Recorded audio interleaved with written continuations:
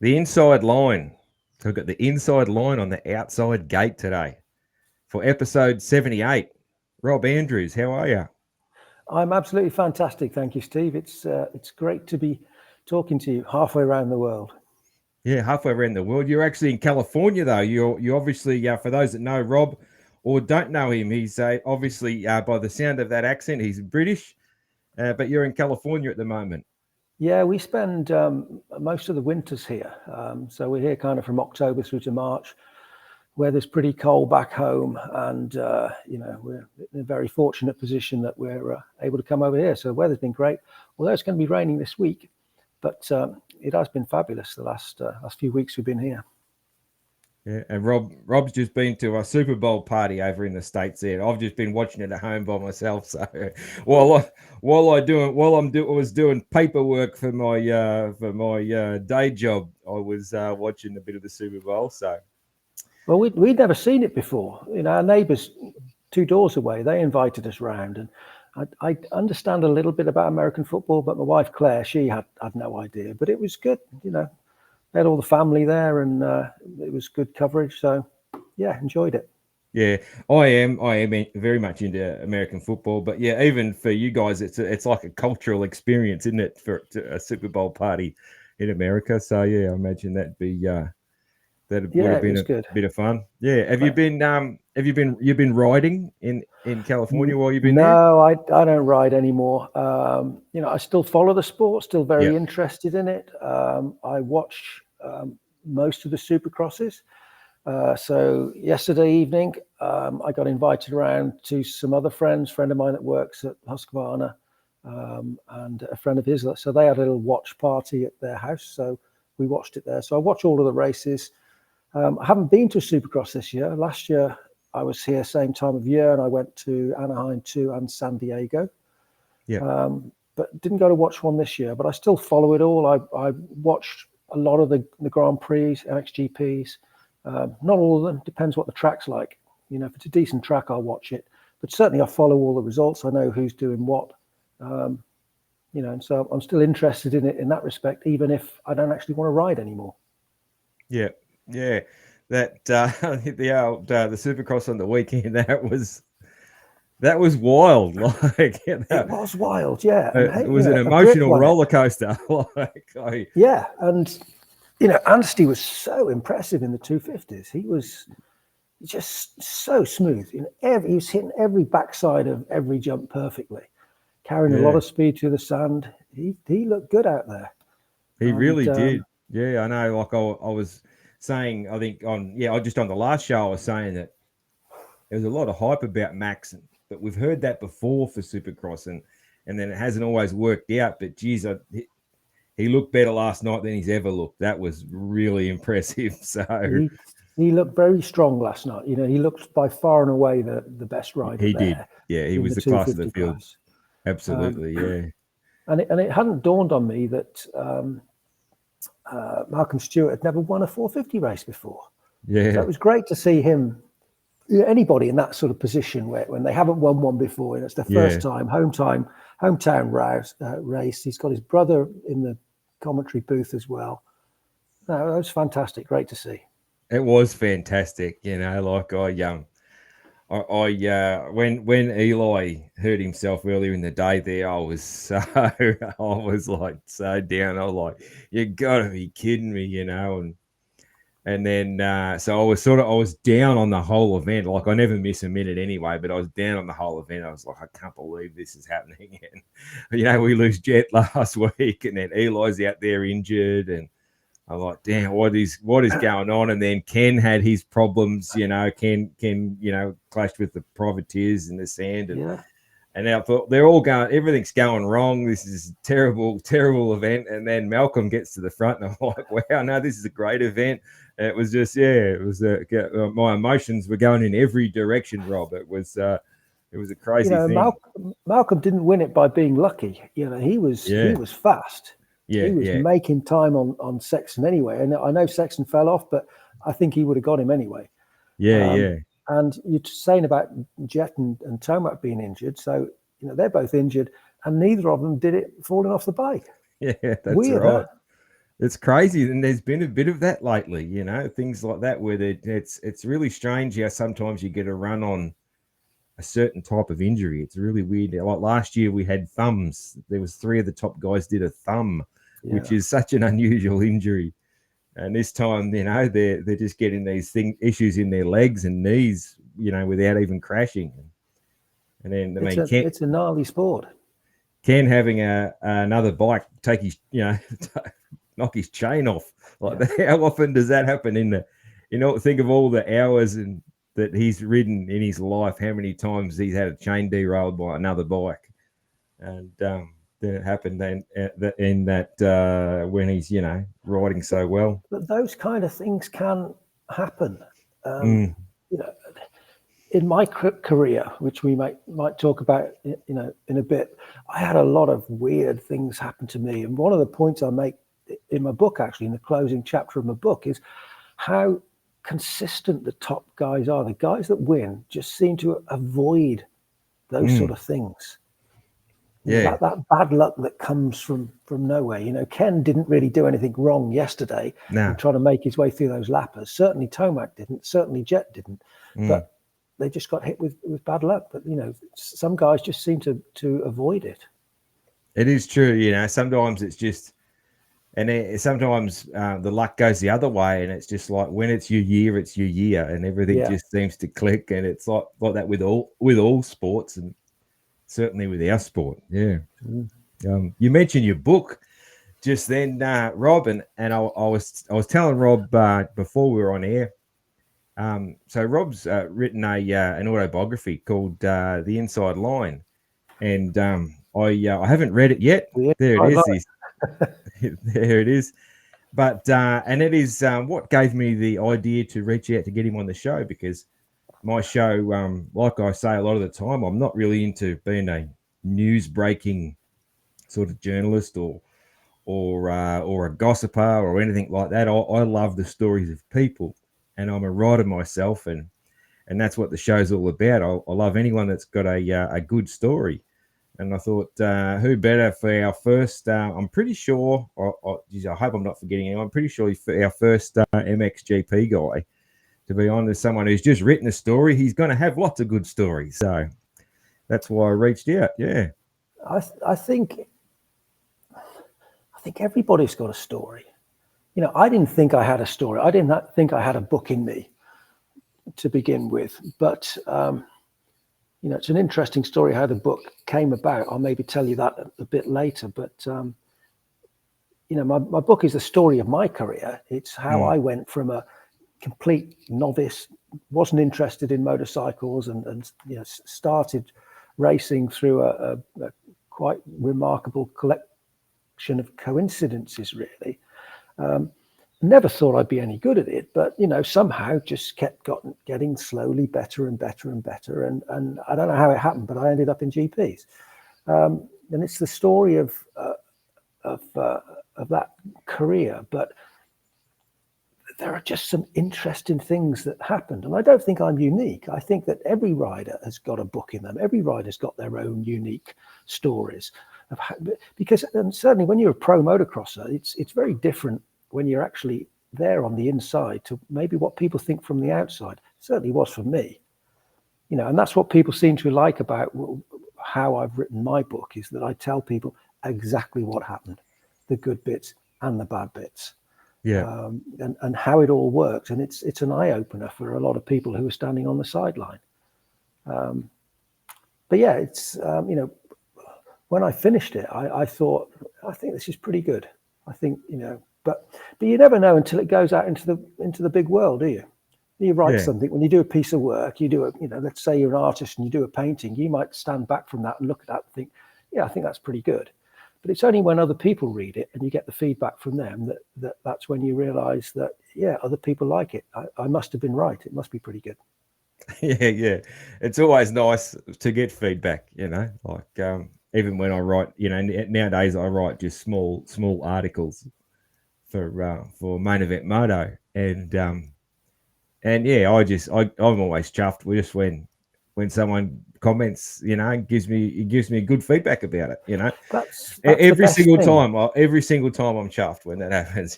So That's the best thing. Certainly for me with my book is the feedback I got from it and all the fantastic reviews I've had on Trustpilot and places like that.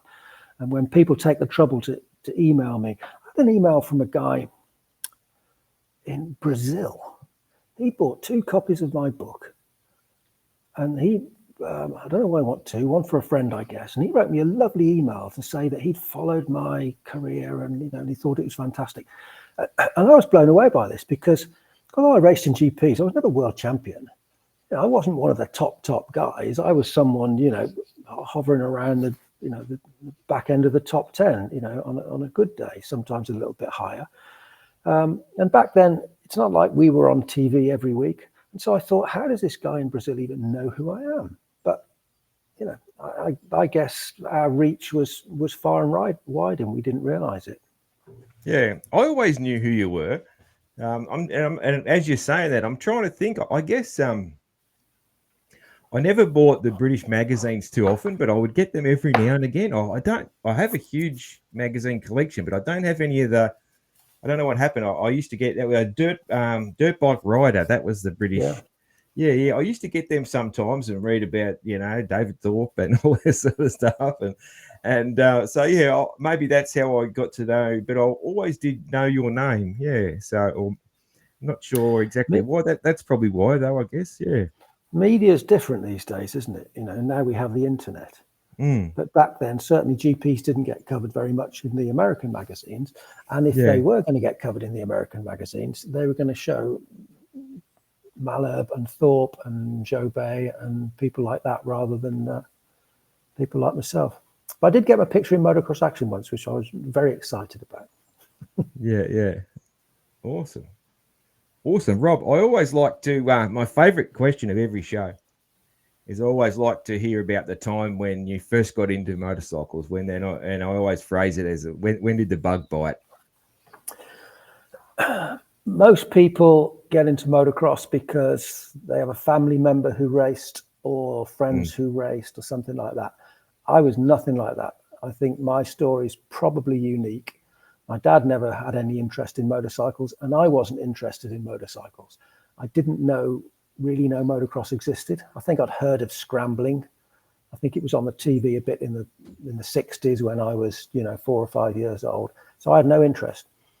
Then one day my local friend Jeff and I, in the summer holidays, I was about 13, 14 years old, we decided to go on a bicycle ride across the countryside. And on the way to where we were going, we passed through a derelict farm. We'd been there loads of times before, but this day, when we turned up on our bicycles, there were a load of motorcycles going around. And they were being ridden by kids. And we were fascinated by this. So we kind of crept in for a closer look and ended up talking to one of the guys that was organizing it there. And it was a schoolboy, a youth display team called the Imps. And they used to do things like, formation riding and perform at shows and jump through rings of fire and that sort of thing. And they're all children. And this guy put this team together for underprivileged children in London. And that was the first time I'd ever seen motorcycles. And I didn't know that you could get off-road motorcycles, which is what they were riding. And I certainly didn't know that kids could ride them. And we got talking to this guy and he explained what it was about. And he said that this farm was going to be their summer base. And from that point, I thought, right, I'm going to join this display team. Whether my parents agree to it or not, that's what I thought I was going to do. My friend Jeff was the same. And the guy said, we'll be here every Saturday throughout the summer holidays. So we went back the next Saturday. I'd gone home, told my parents how excited I was. Went back the next Saturday. They were gone. They weren't there. We then went back like every other day through the remaining 6 weeks of the holiday, trying to catch this display team again. Disappeared. Never to be seen of again. We just saw them on that one day. But that was the spark that got me interested in motorcycles. That led me to buying a little 80cc Suzuki bike to ride around the fields on. I still didn't know about motocross, but I wanted to ride a motorcycle. And then when I got that little bike, one day I ended up going to a local motorcycle store to see if I can get a knobbly tire for it. Got talking to the owner in there whose son did schoolboy motocross. happened to be at the same school as me. Didn't know. He took me to watch a schoolboy motocross, and that was when I got bitten by the motocross thing. But I never, ever expected my parents to ever agree to me racing. So I came back from that schoolboy motocross and never even asked my parents, can I get a motocross bike? Because in my mind, there was no point in asking them. It was never going to happen. So I continued riding that little field bike for a few more weeks, ended up falling off it. I didn't hurt myself, but twisted the forks a bit. But I told my dad what had happened. And then he said, right, I want to have a word with you about this motorcycling. And I thought he was going to say, you're not riding that bike anymore.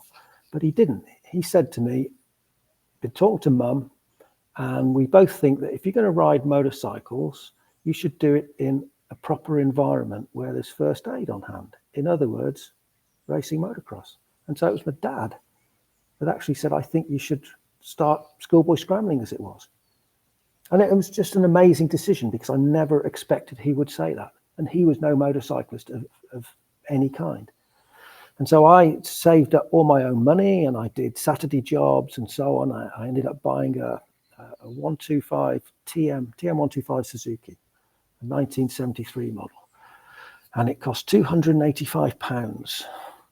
And this would have been probably the back end of 1976. I started racing in March 1977, but I bought that with my own money.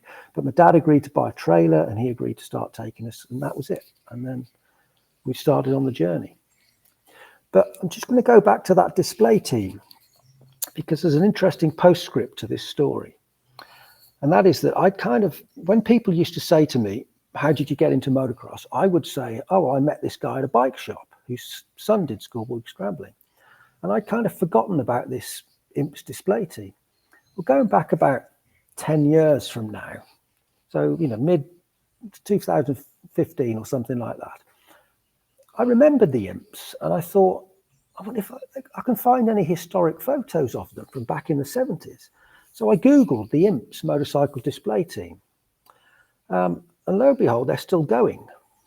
The IMPS are still running as a schoolboy motorcycle display team. And they got a website. And so I found this website and I sent a message to them. And I said, this is a long shot, but I don't suppose there's anybody there now that would have been involved in 1976. And this guy emailed me straight back within 10 minutes, a guy called Roy Pratt, MBE.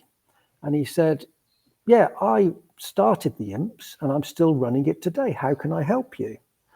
And I said to him, well, you're not going to believe this, but me and my mate Jeff, we came up on our bicycles one day and we saw you, and that sparked an interest in motorcycles and off-road motorcycles, and in my case ended up leading to a career and being picked to represent Great Britain and sort of sporting achievements I would never have imagined. And that was all because we happened to come onto your farm that one day and see you. And he said, yeah, we remember you. Can you believe that? That's he said, so, we remember you. So cool. And he said, the reason that we remember is because this remote farm was quite remote.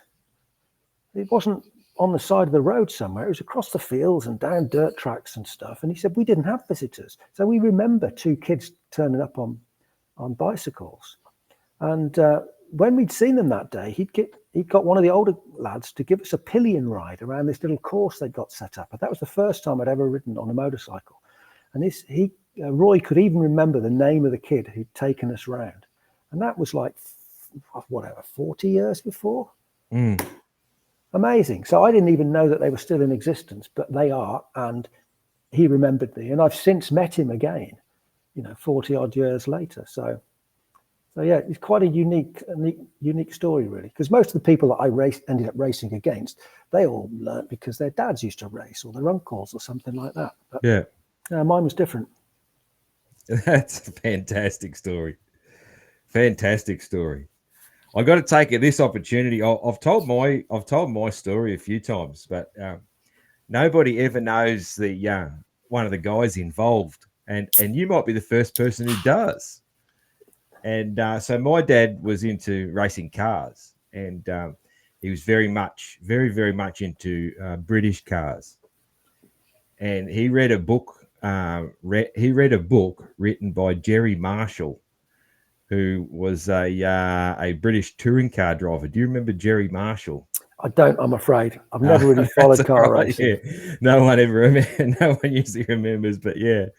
And anyway, Jerry, he wrote in this book that so my dad was like always like I was going to be, you know, a famous driver. You know, that was his dream for me. You know, and he read a book then, and Jerry said that riding trail bikes made him as a child made him a much better driver.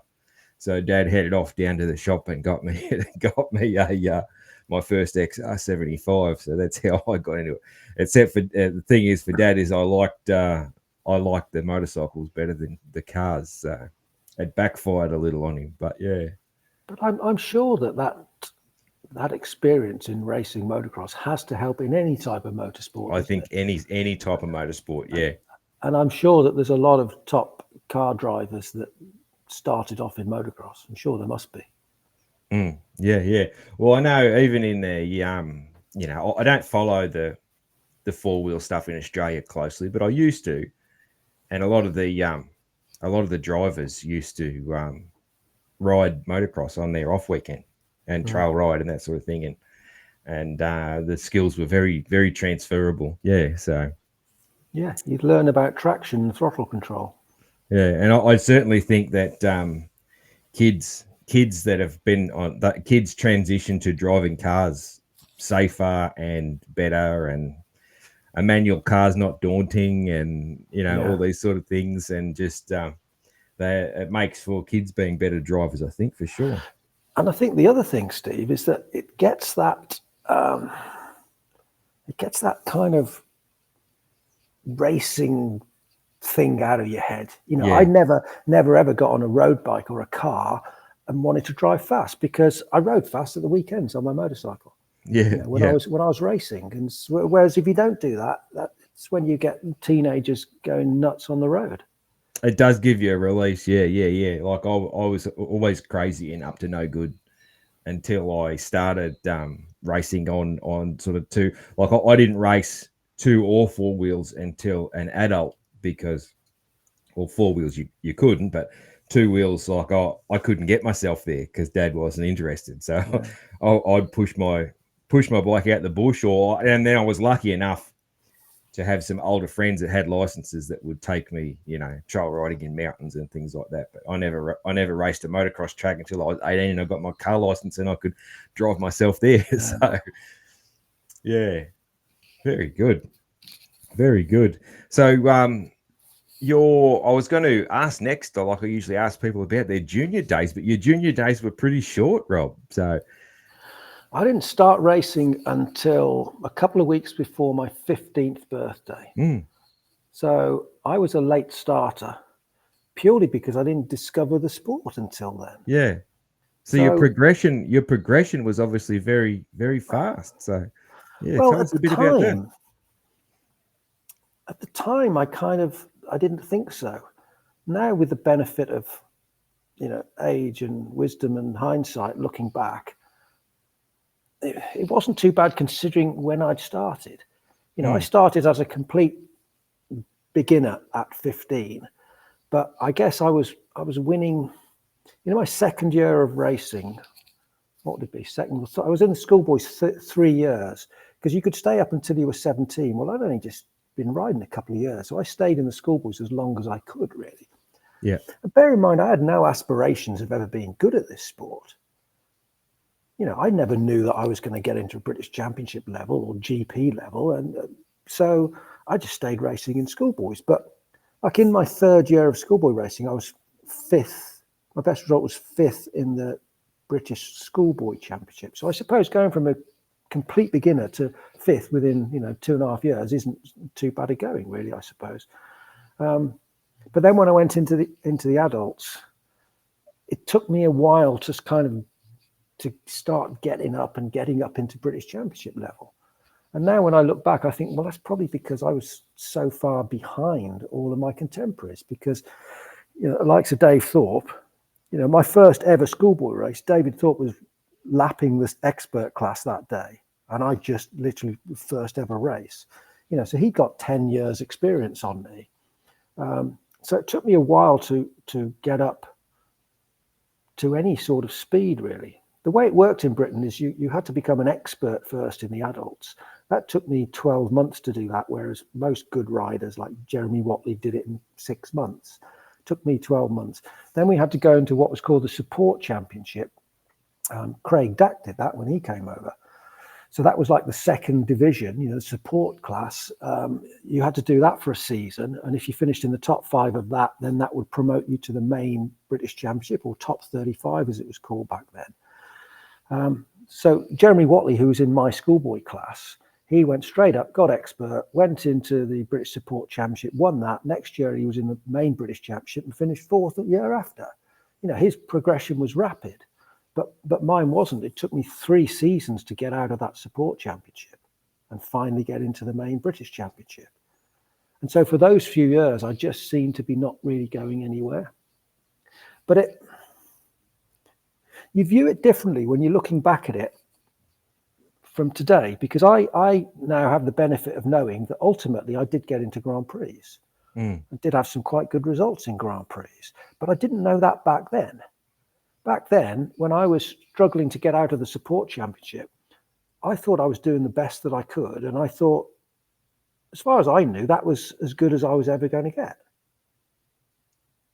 Maybe other riders are different. Maybe they go into it and they have this vision that they're going to be world champion and they're working towards that. I remember talking to Ricky Johnson, and he told me that he was convinced that, when he did his first Supercross, he was soon going to be winning those. It wasn't like that for me. I'm riding in the support championship thinking I'm riding as good as I can and I'm finishing here. That's not good enough to get promoted, but that's where I am.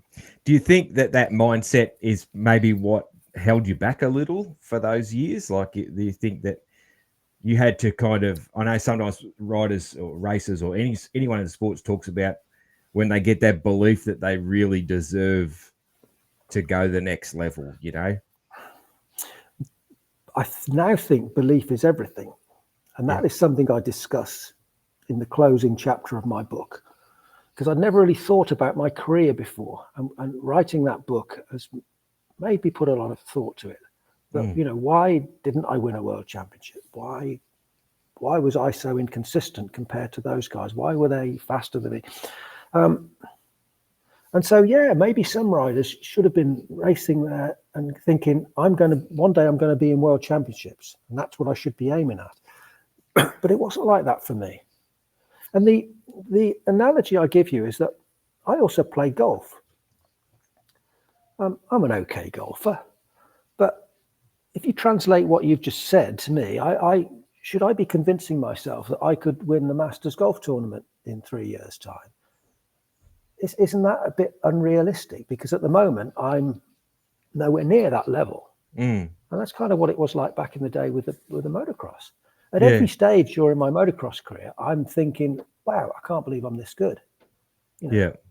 Wow, I've scored a race win in a British Support Championship race. Wow, I've scored a point in a British Championship. Wow, I've qualified for a GP. I never thought I'd be that good. And because you don't have the benefit of knowing, you don't have a looking glass to the future to know that actually, Rob, you're going to get to this point. If I'd have known that, maybe that would have helped me believe in myself a bit more and done even better than that.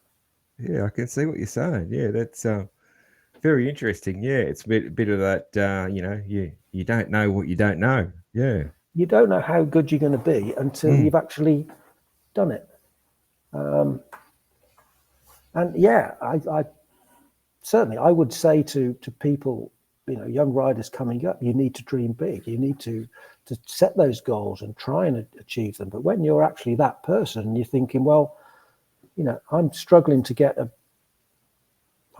score a point in the British Championship. Surely it's unrealistic to then think I'm going to be world champion. I don't know. Your career sets an example, though, then too, doesn't it? It sets an example for. Because there'd be young riders right now that are struggling to score a point in the British Championship, and they can look at you and read your book and Yeah. But that knowledge comes from experience. You know, I'm an old guy now. Back then, I wouldn't have taken advice from an old guy. I would have said, well, what do you know? You know what you like Yes, when you're so young. true. But now Yeah. I can sit watching the Supercross and watching the MXGP, and I can see what riders are doing and see the mistakes they're making, and I could give them advice. Didn't matter that I can't go as fast as them at the moment, but it's what you learn from being involved with the sport a long time. And certainly I would say that training of the mind is every bit as important as training on the bike. Yeah. And believing in yourself and visualizing that success. And one of the things I wrote in my book is that, you know, what would I do different? What advice do I give to the young me?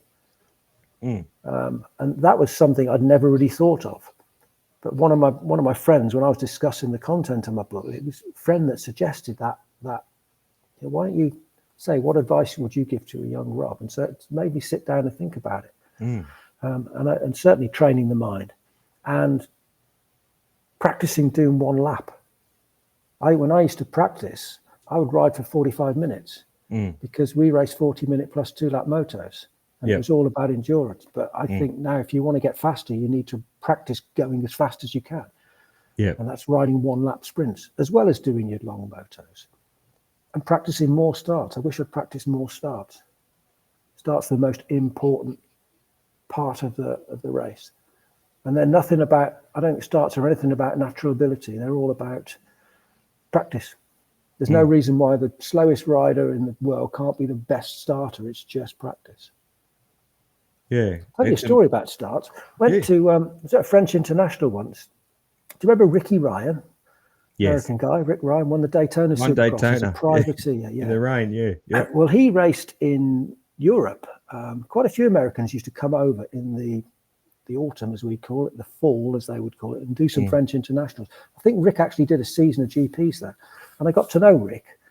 And we were at a French international once. And after practice, there was an announcement over the tannoy from the announcer saying that there's going to be a 2-lap race for start positions. It was very unusual because normally we'd pick pegs out of a hat or something for gate pick. Yeah. But this guy said 2-lap race. And I'd heard this in French, and I'd asked somebody, what's he saying? And they told it. So we had to get down there for the start of the 2-lap race to determine gate pick. You with me? Yeah. Well, Rick Ryan didn't know this was going on. And so he turned up to what he thought was another practice session. And he came and said to me, and he said, what's going on? I said, this is a race for gate pick. And he went, oh, okay. And he was like 40th to the gate on a really one-sided start. And he whole shot against 500s from the worst gate pick you could ever imagine. Never seen anything like it. And afterwards I said, how did you do that? And he said, I don't know. I said, do you practice starts? And he said, yeah. So how many starts do you practice? And he said, about 50 a day. Think about that, 50. When I used to practice starts, I'd do half a dozen. You know, I'd do 5 or 10 starts, 50 starts. That's well over an hour, isn't it? By the time you've done your start and come back down, well over an hour. And he said, 50 starts a day. So no wonder he was good at them. And so if I had my time again, I would do 60 starts a day. Yeah. You know, it's all about practice. And every one of my good results came from a good start. I can't ever remember getting a bad start and having a really good result. Every one of my best results, you know, and I had a second in a GP and, you know, quite a few top fives here and there. And that was all a result of a good start. And the races I didn't get a good start, I'd be struggling to score points. Yeah, it's the sometimes they refer it's the there's 2 races, one to the first corner, and then the second race starts. Yeah, that's it. Absolutely. So tell us about the transition and how you got that chance at getting into the GPs. It was just a grind. It took me 3 years in the British Support Championship. And then in 1983, I finished 3rd. And so the top 5 would get promoted to the main championship and the bottom 5 of the main championship would get demoted. Yeah. And so I was in there. I was in the main British Championship, the top 35 as we called it. And I was ecstatic. because I thought, right, I can always now say to my grandchildren, I was one of the best 35 riders in Britain. Okay. And so I raced in the British Championship. But the next year, 1984, I started doing a couple of 250 GPs. And I can't remember ever consciously thinking I want to do GPs. I had a rider manager called Dave Smith. He was an entries manager.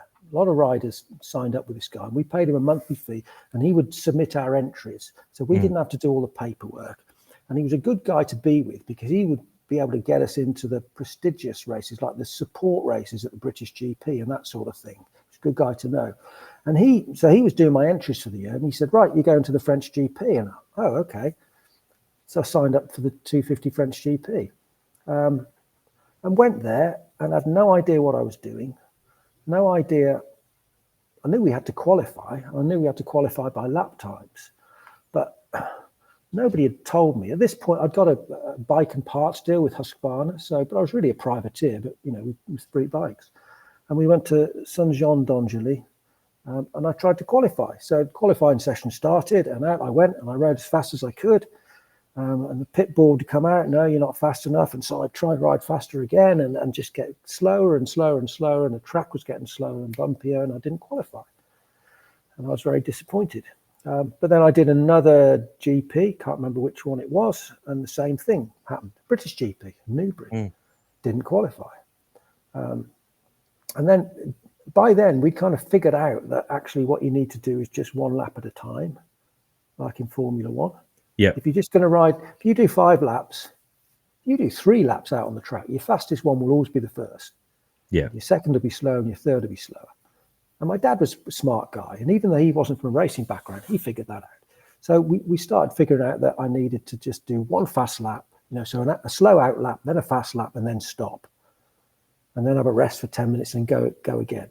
And then if I did that, I would go faster. So I started to qualify for 250 GPs. And I think I did probably 4 or 5 250 GPs that year. And I started to qualify for them. Didn't score any points.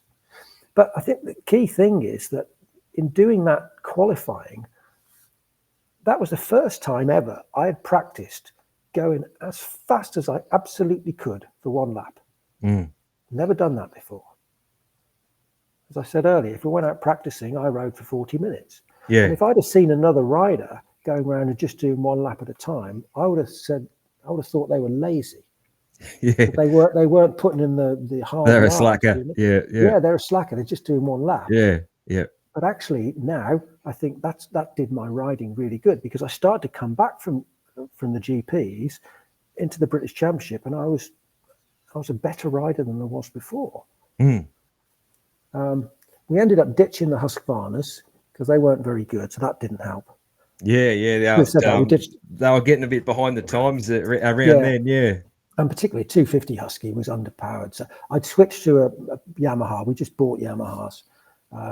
And so I started to qualify on the Yamaha. So I think the bike was a bit better, but also I'd figured out the qualification, and I was practicing qualification, and that increased my speed. And I think that was a common theme, not just for me, but for other riders. When you do Grand Prix, it brings you up in speed. Not just doing those qualifying laps, but the fact that you're riding with those fast riders, they drag you on. Yep. Drag you on. And so that was the difference. So I did 250s in 1984, and then in 1985 I moved into 500s. And the reason I moved into 500s was because the British Championship back then was an open class. Yeah. I'd been riding a 250 Yamaha against 500s. And so you're never going to get a good start on 250. I had a 490 Yamaha as well, but I couldn't ride it. I was awful on the 500s. I hated them. So what would happen is I'd go to a British Championship race. I'd start off on the 500, 490, and feel awful on it. I'd get the 250 out for the second practice, ride that and feel much better on it. It felt like I was riding better on the 250, but I couldn't get out the gate on it. Yeah. And so I was constantly flip-flopping. My dad said to me, I think you should not have a 250. If you want to try and do well and score points in the British Open Championship, you just need to ride a 500, and you need to only have a 500 remove the easy option of the 250 and learn how to ride it. And I think that was one of my dad was a clever guy, but I think that was one of his genius decisions. Yep. Because I then got on a 500. I had no 250. I learned how to ride it. And those bikes were difficult to ride, obviously. They were 500s. But once you got the technique, they were great. Yeah. And so in 85, I started in 500 GPs. I didn't qualify for my first one. I drove all the way to Sittendorf in Austria. And after having qualified for a handful of 250 GPs the previous year, I really thought I was going to qualify. But I thought the 500 class was a lot faster. And I was so disappointed. We'd driven 1,000 miles, no money. And this is a little passage that I'll recount from the book as well. And this is a true story. So I'd not qualified at Sittendorf. And I rang my dad afterwards from a phone box on the side of the road to tell him that I hadn't qualified. And I was so pissed off. And I tried to reason with him that there was no point in me driving all the way to Austria to try and qualify if I just wasn't fast enough to even get in the race. And I suppose I was really kind of down. And I suppose I was looking for the easy way out, kind of hoping my dad would say, yeah, you're right, Rob, why don't you just come home? But my dad didn't. My dad said to me, Rob, one thing's for certain. You know, because I didn't want to go to France the next week, sorry. I was saying to him, there's no point me going to race in the French GP if I'm not going to qualify. And he said, one thing's for certain, Rob, you'll never qualify if you don't go. And I just thought, yeah, you're absolutely right. And so just those few words just kind of hit a chord with me. That, yeah, if I don't go, that's giving up. I'm never going to qualify if I go home. And so I didn't go home. I went to the French GP and I qualified. And then it just started to go up and up and up from there. So that was so French in 85. So that was your first 500 GP that you qualified for. That was the first 500 GP I qualified for, which was the one that Danny Chandler won. His one and only GP at 2 hours in France. Yeah. Didn't score any points. But and you were on a Yamaha then? No, I was on a Mako. 85, I'd got a deal to ride a Mako. Oh, these shitty bikes that I ended up riding. Yeah. Was that the blue ones that year? No, it was before the blue ones. Yeah. Because let's go back a step then. So in 84, I'd raced a 250 Yamaha, which we bought. Yeah. So I was a privateer buying my own bikes, and I'd finished, I think, 23rd in the British Championship. And so this was 84. So for 85, nobody was beating a path to my door to give me bikes. So what do? You're going to go out and buy bikes again when you've got the Mako guy, Bill Brown, who's a lovely guy, that said, yeah, I'll provide you bikes and parts. And so I went and tried the Mako in the middle of the winter somewhere up in Cumbria where he lived on a muddy field, and it seemed okay. And so I ended up riding Mako. But that didn't work out either. Because in the GPs, at that level, by then the Mako was single shock. It was heavy. It didn't really handle. It wasn't really powerful enough. It was unreliable. But with the Mako, I started qualifying for 500 GPs, and I started getting better and better and better. And the Italian GP that year, Montevarchi, I think it was, I was running 10th for 30 minutes on a Mako in a 500 GP. And then the strangest thing, we said about bad luck earlier, the strangest thing happened. The front tire came off the rim, didn't get a puncture. Somehow the bead of the front tire came off the rim, and the still inflated inner tube ballooned out the side and jammed up against the forelegs. That's unusual. How does that happen? Yeah. So, but anyway, the point is that through the year, I'd start to get better and better on this Mako, and I was getting a bit more pissed off with it because it was breaking down and so on. But it caught the eye of Alec Wright from Kawasaki. Yeah. And so midway through the season, I really wanted to get off that Mako. It had gone into a false neutral over a jump in Ireland thrown me out the front door at 60 miles an hour, nearly killed myself. And I thought, I can't ride this bike anymore. And so I picked up the phone and rang Alec Wright. And I didn't really know Alec. I mean, I'd talked to him on occasion before, but I just rang him up at Kawasaki and said, hello, Rob Andrews here. I really need to get off that Mako. Is there anything you can do to help? And he said, I agree you need to get off that Mako. Let me get back to you. And so I rang Alec up. And then a couple of days later, Alec said, there's one used bike that Rob Herring had used when he first came over to the UK. I've got that I can give you.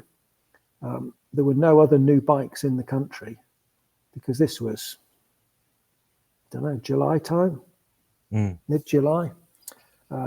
So we had that one bike off Alec and tyres and parts and gear and everything. I took the Makos back. We then managed to find another bike in Belgium that we could buy as a spare. So I bought one bike and Alec gave me this other one. And then I was on Team Kawasaki.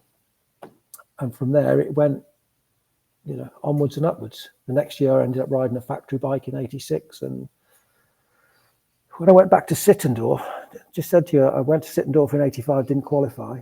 And then bitched on the phone to my dad about it. 12 months later, I went to Sittendorf, first race of the season. Having not qualified the previous year, in 86, I went there and I was on a full factory Kawasaki and I came away line second in points. Yeah, it's an amazing turnaround. Yeah, it is. And even, when I recount this story now, there's part of my mind that says, did you dream this? Did this actually happen? You sure I'm not just bullshitting here? No, I went from not qualifying to tied second in the Austrian GP in 86, which left, even though I didn't get on the podium because I was tied with Jobé, Persson and myself all had equal points. Yeah. Malherbe won it. And I got bumped back to fourth on the tiebreaker. Yeah, okay, But I left that race second in the World Championship. Amazing turnaround. Do you ever, could you put into, I guess, percentages of where the improvement came from in that 12 months? What was the jump? Obviously, it was a better bike, but obviously you were better, mindset, training, physical, the factory bike. What was the biggest difference? I'd always trained hard. I'd always put the work in. And that's something I'm very proud of because I know of some riders that you could speak to and they would say that they regretted not putting the work in. Yeah, there's a lot like that. Yeah. I put the work in. I treated it. I took it very seriously. I took the job very professionally. Trained my arse off. Why did I get better? I think it's a combination of riding with GPs makes you faster. It drags you along. Yeah. I was more experienced. Don't forget, I didn't start until I was 15. So, 77 to 86. So, within 9 years, I'd gone from not even riding a motocross bike to being second in the World Championship. Yeah. It was quite quick. So I think I'd kind of grown into it. I'd learned, I'd become more experienced. I got the confidence from, when I started scoring a few GP points at the end of 85, my first GP points were a 10th, not a 15th or a 20th it is today. It was a top 10 at the final GP. And that just gives you confidence. Yeah. I think you suddenly, you start to believe that you belong. That these guys that you'd maybe looked up to before, I remember having that particular race where I got that 10th place. I had a race-long battle with Andre Vromans. He'd finished sixth for Factory Honda the year before. Yeah. But, you're having a race-long battle with him. And then you start to think, shit, that was Andre Vromans. But, I was every bit as good as them. They're not as good as you think. They're just human beings. And so I think it was a combination of all of that. The factory bike in 86, I think, was a good bike. Wasn't the best factory bike out there, but it was a good bike. But I also had I had a better individual actual race result with second on a production Honda in '87. So yeah, it's not all the bike, but I think it was a combination of those things, and mostly just confidence, yeah. that you are good enough to run with those people. So Go back to that Sittendorf. Sorry, go back to that Sittendorf race where I was second. I had 7th and 4th there. 7th in the first race, 4th in the second race. I'm riding around in that second race, admittedly on a works bike, and I'm following George Obey. And I'm riding around thinking, has that guy got a puncture? Why is he going so slow? And then actually, at one point, in slow corner, I hit his back wheel, in slow corner at the top of the hill, and stalled. And then managed to, keep it rolling down the hill and bump started it. But, that was one moment when I just thought, I'm going around exactly the same speed as George Obey. that makes you feel that you belong in that company, And you might speak to other, riders, and they will have had that self-belief and always knew that they were going to be up with those guys. But I didn't. George Obey was a god to me. Yeah. So to actually run round and, he's kind of holding me up. I'm hitting him in the back wheel in the corner. That does wonders for your confidence. Absolutely. He would have been your teammate. Yeah, he was my factory Kawasaki team. Yeah, him and Kurt Nickel. Although it wasn't really a team as such, because he was based in Belgium and he kind of did his own thing. Okay. It's not like it is today. We didn't all park together and walk the track together. So he liked to keep himself to himself. Yeah, just similar equipment and that sort of thing. Yeah. Yes, he had the factory bikes, but Kurt's bikes were prepared in Britain. Yeah. The Kawasaki workshop, because factory Kawasaki was kind of British based.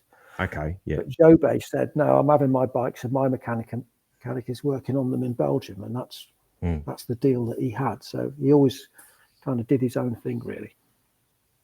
Yeah. Yeah. Amazing. And then to Honda in '87. Honda in '87. I'd finished 9th in the championship on Kawasaki in '86. After starting the season second, with a lot of breakdowns, a lot of bad luck, quite a few breakdowns, electrical problems, clutch problems. The suspension collapsed in Sweden when I was running like 7th or something, things like that. But at the end of the year, '86, I was hoping that Alec Wright would want me on the team in '87, but he kept saying that they were waiting for budget to come through because Jobey hadn't signed for them. As we now know, ultimately he went on a kind of private Honda in '87. I think he leased Honda factory bikes. He didn't like the Kawasaki at all, and he didn't like the Kawasaki team. But they were waiting on what he was going to do. So I was further down the pecking order, so he couldn't make any decision. And it got to November time. I was at the motorcycle show in London, and I spoke to Alec, and he said, "I can't give you any decision yet." And I thought, if I'm not careful, I'm going to end up with nothing here. And so I made inquiries to Honda Britain, and literally within a brief conversation, they said, "Yep, we can do something." And so I switched to Honda as Mark Banks, his teammate. Honda Britain weren't kind of running that year. They didn't run their own in-house team. They said, "We're going to put teams through like John Banks and Bike Sport and other big dealers that sold bikes for them." So I was sort of put onto the John Banks racing team. But it was Honda Britain, really. And that was team with Mark Banks as my teammate. And that was just on production bikes. But I thought production bike in 500 class, I thought at the time, that's no big deal. I wasn't going to get a factory Honda after all. So, production Honda, factory Kawasaki at the time. Looking back, I think the Kawasaki was the better bike. Yeah. Because it was a full works bike and just the way that the power was delivered and that sort of thing. Yeah. But anyway, production Hondas. It was really cool because we got to race the Golden State Series over here in California, January and February. So I did that in '87 with Mark. So that was my first time spending any great length of time in California. So we came over and raced in some generally good weather, and kind of got fit and up to speed before the season started. And 87, what happened in 87? Started off well. First GP, I was 5th overall. And then just suffered a bit of inconsistency. Didn't score any points the next week in France. Just didn't like the track. Couldn't get on with it. Ended up just being inconsistent after starting off so well. Being inconsistent and trying to think of the timeline on this. So then we ended up at Reutlingen in Germany in June, midway through the season, and that was muddy. And us Brits were good in the mud. The first race in Spain had been muddy. Yeah. We're brought up on it, aren't we? Yeah, yeah. So I had a second in the first moto in Reutlingen. So that was my best ever individual race result. Yeah. And what was really nice about that is I had a battle with Håkan Karlqvist for like 30 minutes. Yeah. And that guy was, I'm going to say he was my hero. I didn't have heroes in motocross, but, you know, it's growing up, it's like, it's Håkan Karlqvist. Yeah, yeah. And then you end up racing against them and you end up getting to know them because you park next to them in the pits and, you know, and they're just normal people. But I had a real good battle with him and he would pass me. And I knew that racing in the mud, it's all about keeping going. Yeah. It's not about going fast. It's about keeping going at momentum. And so he would pass me and then I'd say, okay, off you go. And then next corner, he'd be on the ground. And then I'd go past him again. Yeah. And then he'd catch me up and he'd pass me and I'd let him go. And then the next corner, he'd ride over a berm and I'd come back up the inside. So eventually dispensed with him. Jobé won that and I was second. Yeah. But, you know, beat a lot of good guys. Yeah. And then in the second race, I got a bad start and I can't remember where I finished, maybe, I don't know, 9th or something, and just missed out on the podium on a tiebreaker again. So I was tied 3rd, back to 4th again. So 2 times I tied for the podium, but never actually got to stand on it. Yeah. Isn't that a bummer? Yeah, that's a bummer. Do you have a most, you know, do you have like a favorite race of your GP career? Because we're going to talk about Motocross of Nations and that sort of thing. But yeah, of your GPs, do you have a favorite race? Favorite race of mine? You know, funnily enough, I don't think anybody's ever asked me that specific question before. Obviously, I like the fact that I came second in the mud, but I didn't particularly like the race because it was muddy. Yeah. I had a really good ride in Luxembourg at the end of 86. Yep. To secure my 9th place because there were 4 of us all within like 3 or 4 points. And I came from last to 7th. That's the one time I can remember getting an awful start and just rode really, really well and came all the way through to 7th in a 40-man field. Yeah. And that's pretty good going. But I guess the best race would be the one at Sittendorf when I was 4th. Yeah. Because it just seemed so easy and quiet. And, you know, early on, Kurt Nickel was annoying me. And then he tried to make a crazy pass and he crashed. And then I'm kind of just riding around on my own behind Jobé with, you know, nobody else in sight. It was like just, you know, the 2 of us riding around. Yeah. And it just felt like everybody else was riding slow that day. I didn't think I was doing anything different. I didn't think I was riding any faster. I was just riding around smooth, never felt on the edge, never felt like I was pushing anything. Felt that, you know, if I needed to go a little bit faster, I could. And I came round and I got 4th. And Malherbe, who won it, was only, you know, 5 seconds in front or something after 40 minutes. It's amazing. It's just such a surprise. I never expected anything like that. And in some respects, you know, the like of Thorpe and, you know, those guys that knew they were going to be up the front, they won lots of races, they probably mean less to them than that one result does to me because it was so unexpected. Yeah. And at Sittendorf, they had a press centre there. Just going off on a slight tangent there. They had a press centre there. And afterwards, I went up into the press centre after the race I went in there because they had free phones, so I could phone home. And I phoned my mate Steve, who was Steve was at the first ever motocross I went to. When I met that guy in the bike shop and his son raced schoolboy motocross, it was his friend Steve. And I met him on the first day of motocross. And I rang Steve up and he was back home in England. He knew I was at the GP. And I said, "Hey, Steve, I'm on a free phone call here." And he said, "Go on, then how'd you get on?" And I said, "What do you think?" And he said, "Didn't qualify." And I said, No, better than that." And he said, "I don't know, you scored a point." And I went, No. I said, "Joint second overall." And he just said, "F off" down the phone at me. This is my mate. "No way you got second overall." I said, "Honestly." Yeah. He said, "No, I don't believe you." I said, "Honestly, I can't believe it either." You can swear on here too, Rob, if you want. No, okay. Steve said, "Fuck off." No way did you get second overall. Yeah. And I remember, he probably Fantastic. remembers that as well. Yeah. Little moments like that. Yeah. Just fantastic. Yeah. Absolutely. So yeah, that would be my favorite race. Favorite period in motocross. You're probably not going to like this. Favorite period was when I first started in the schoolboys.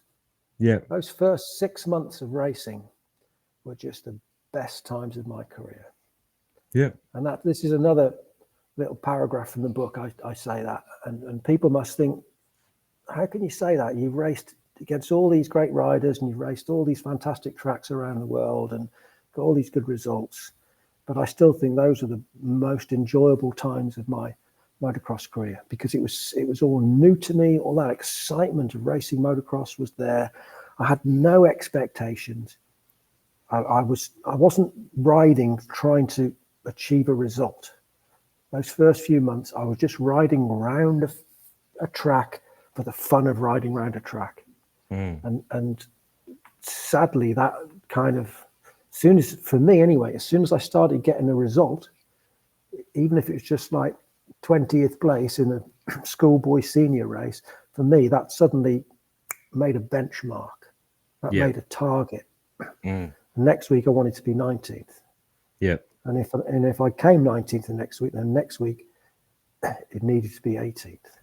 Yeah. And I didn't know I had that kind of competitive spirit in me up until that point.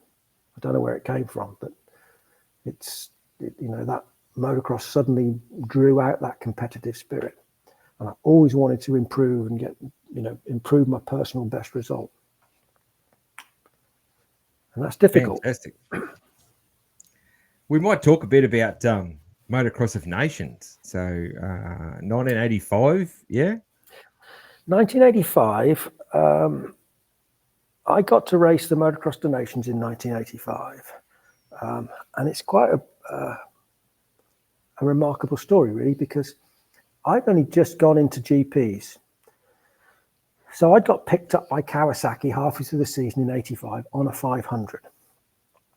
And I'd scored a few points. And so I was the 39th ranked rider in the 500 class in 1985.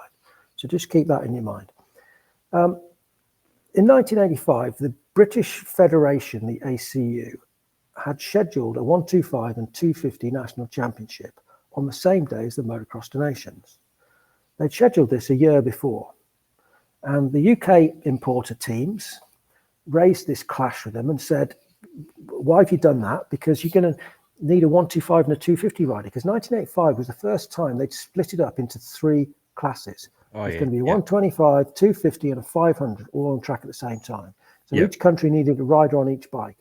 Yep. But because of this clash in the championship, anybody that was any good on a 125 and 250, and there were lots of good 125 and 250 riders in Britain, they were tied up doing the national championship because they were contracted to the UK importer teams.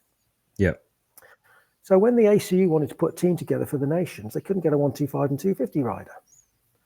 The importers said, "No, we're not going to jeopardize our national championship by pulling one of our riders out for the nations." So Britain wasn't going to be sending a team. Thorpe was an obvious choice for the 500. He just won his first world championship. Yeah. Kurt Nickel, who's also just coming into his best years in 500s, he agreed to drop down to a 250 but Britain had no 125 rider. Up until literally like 2 weeks, 10 days before the race, Britain weren't going to be sending a team. I thought this was nuts. Now, I must have said to somebody, I don't know who or where, but I must have said to somebody, this is crazy. Christ, I'd ride the 125. I didn't say it to anybody important or in authority. Next thing I know, I got a call from Albert Carter, who was the ACU, the team manager for the Motocross to Nations team. And he said, Rob, I've heard that you'd ride the 125. And I said, yeah, of course. And he said, okay, you're on the team. That was it.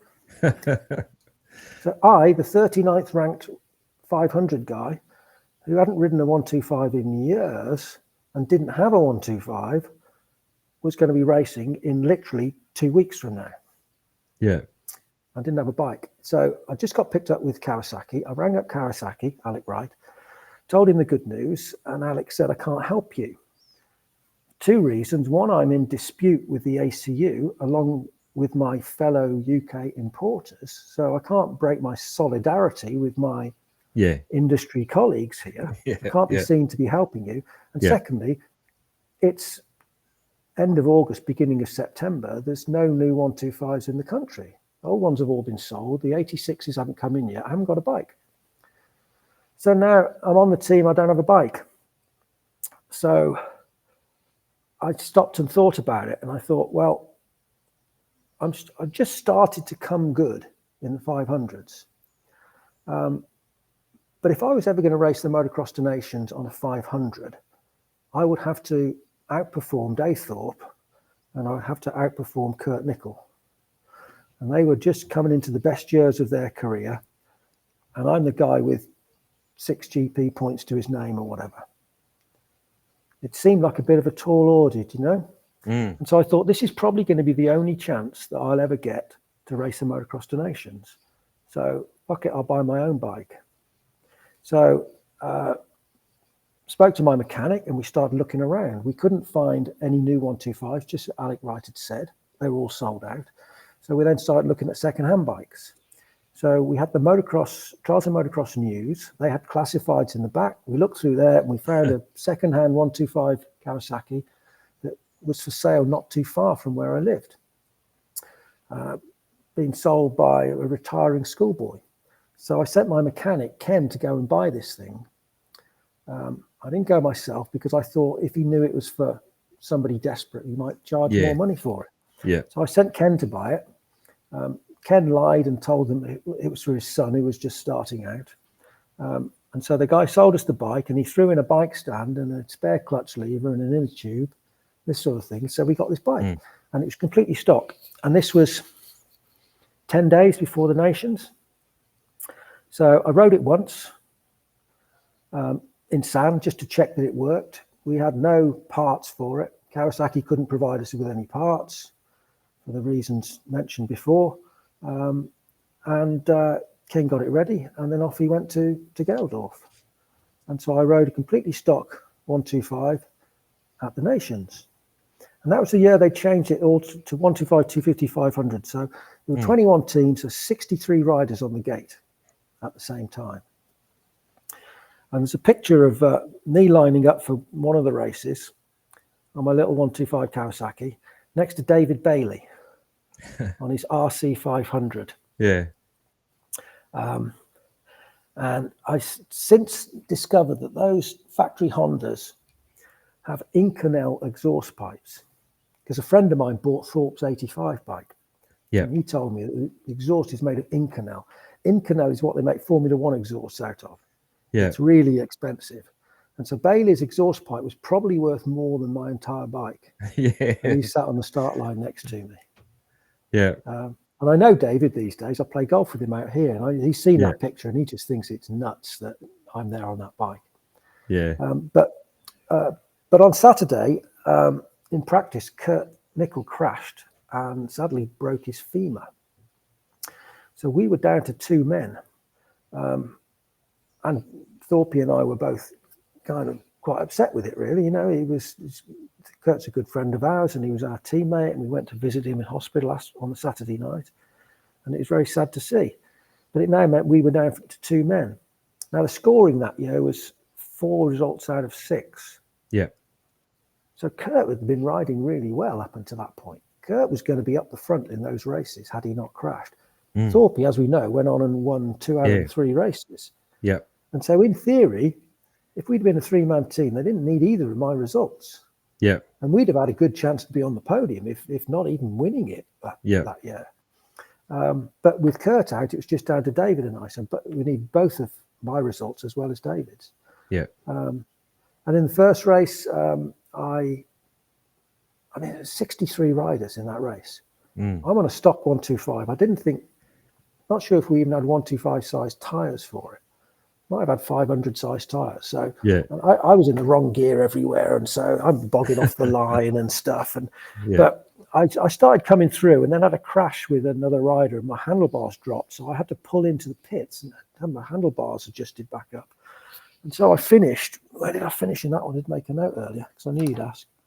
In the first race, I was 40th, but 14th 125. And they were scoring it by class that year. Yeah. So if you were 14th 125, you got 14 points. Yeah. But as the day went on, I just got better and better and better on that bike. You know, and I was up against some good guys, remember. So that year for America, they had Ron Lachine on a factory Honda 125. Yeah. And then there was Strybos, Corrado, Maddy, Pekka Vekkanen, all on factory Kajivas. Those things were fast. Rocket ships, And I'm there on a completely standard bike with standard suspension and standard pipe and everything. I don't know if we even put a new piston in it. But I just started to gel with the bike and I think the fact that I was on a shitty bike just inspired me to try even harder. Yeah. And as the day went on, I got better and better. So I think again, let me check my notes. Second race, I was 22nd and 7th 125. Yeah. And in the last race, this was one of my best races actually in my career. That last race on the 125, because I just got better and better and better and better. And we're up against 500s, up against 250s. So I finished. Did I say 17th? 17th in the race. Yeah. That's a lot of 500s behind me. Yeah. And a lot of 250s behind me. And I was 6th 125. And the 125s in front of me were Ron Lachine, the top 3 in the 125 World Championship, which was Maddy, Strybos, and Vekkanen. And Didi Lacker, who was the German national champion on home ground on a Mugen Honda. Yeah, it was me in 6th. And as a team, we came 5th overall because Thorpe went 1-2-1 in the 3 races. And we got enough points for 5th overall.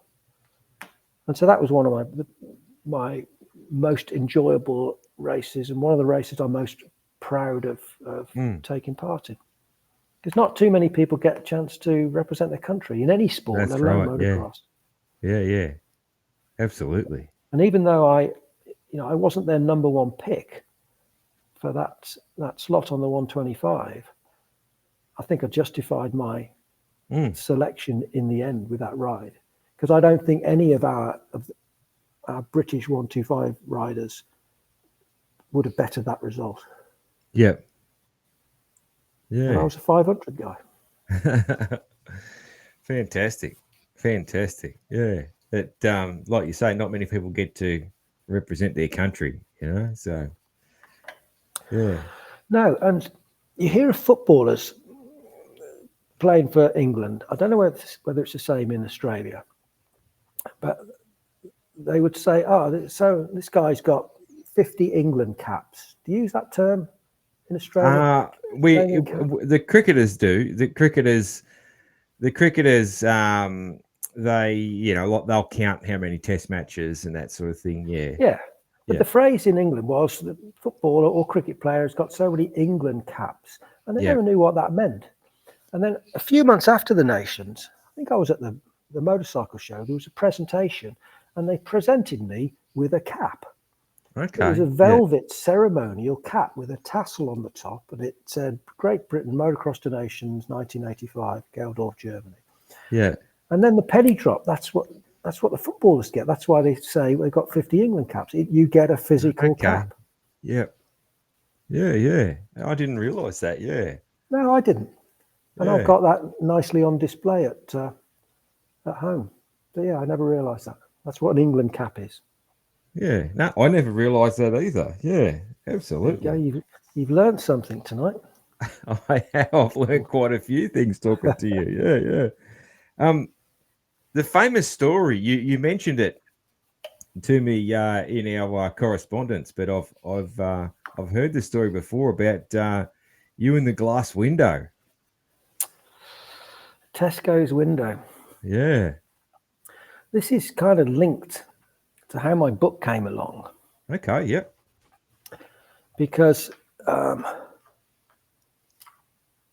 really had no intention of writing a motocross book, but going back 10 years or so, social media, Facebook came along, and I started posting a few things on Facebook, and I like to write a bit, and I would write some stories. I'd see a photo that popped up on Facebook, and I'd write, oh, I remember that, and I'd write a background little story to it, and people liked it. And this one guy messaged me, a guy called Steve Carty, and he asked me to write about how we prepare for overseas GPs.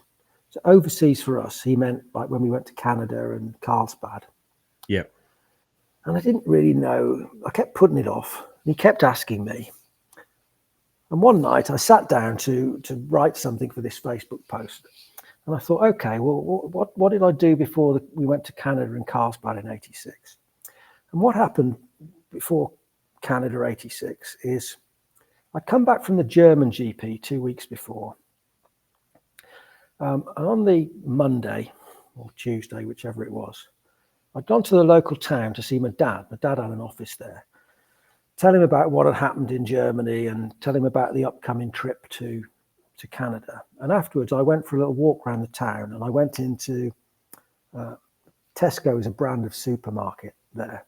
And Yep. I just walked in. I was just strolling around, and I came to walk out the door, and there were two closed doors with big red 6-inch wide handles, and then there was an open door.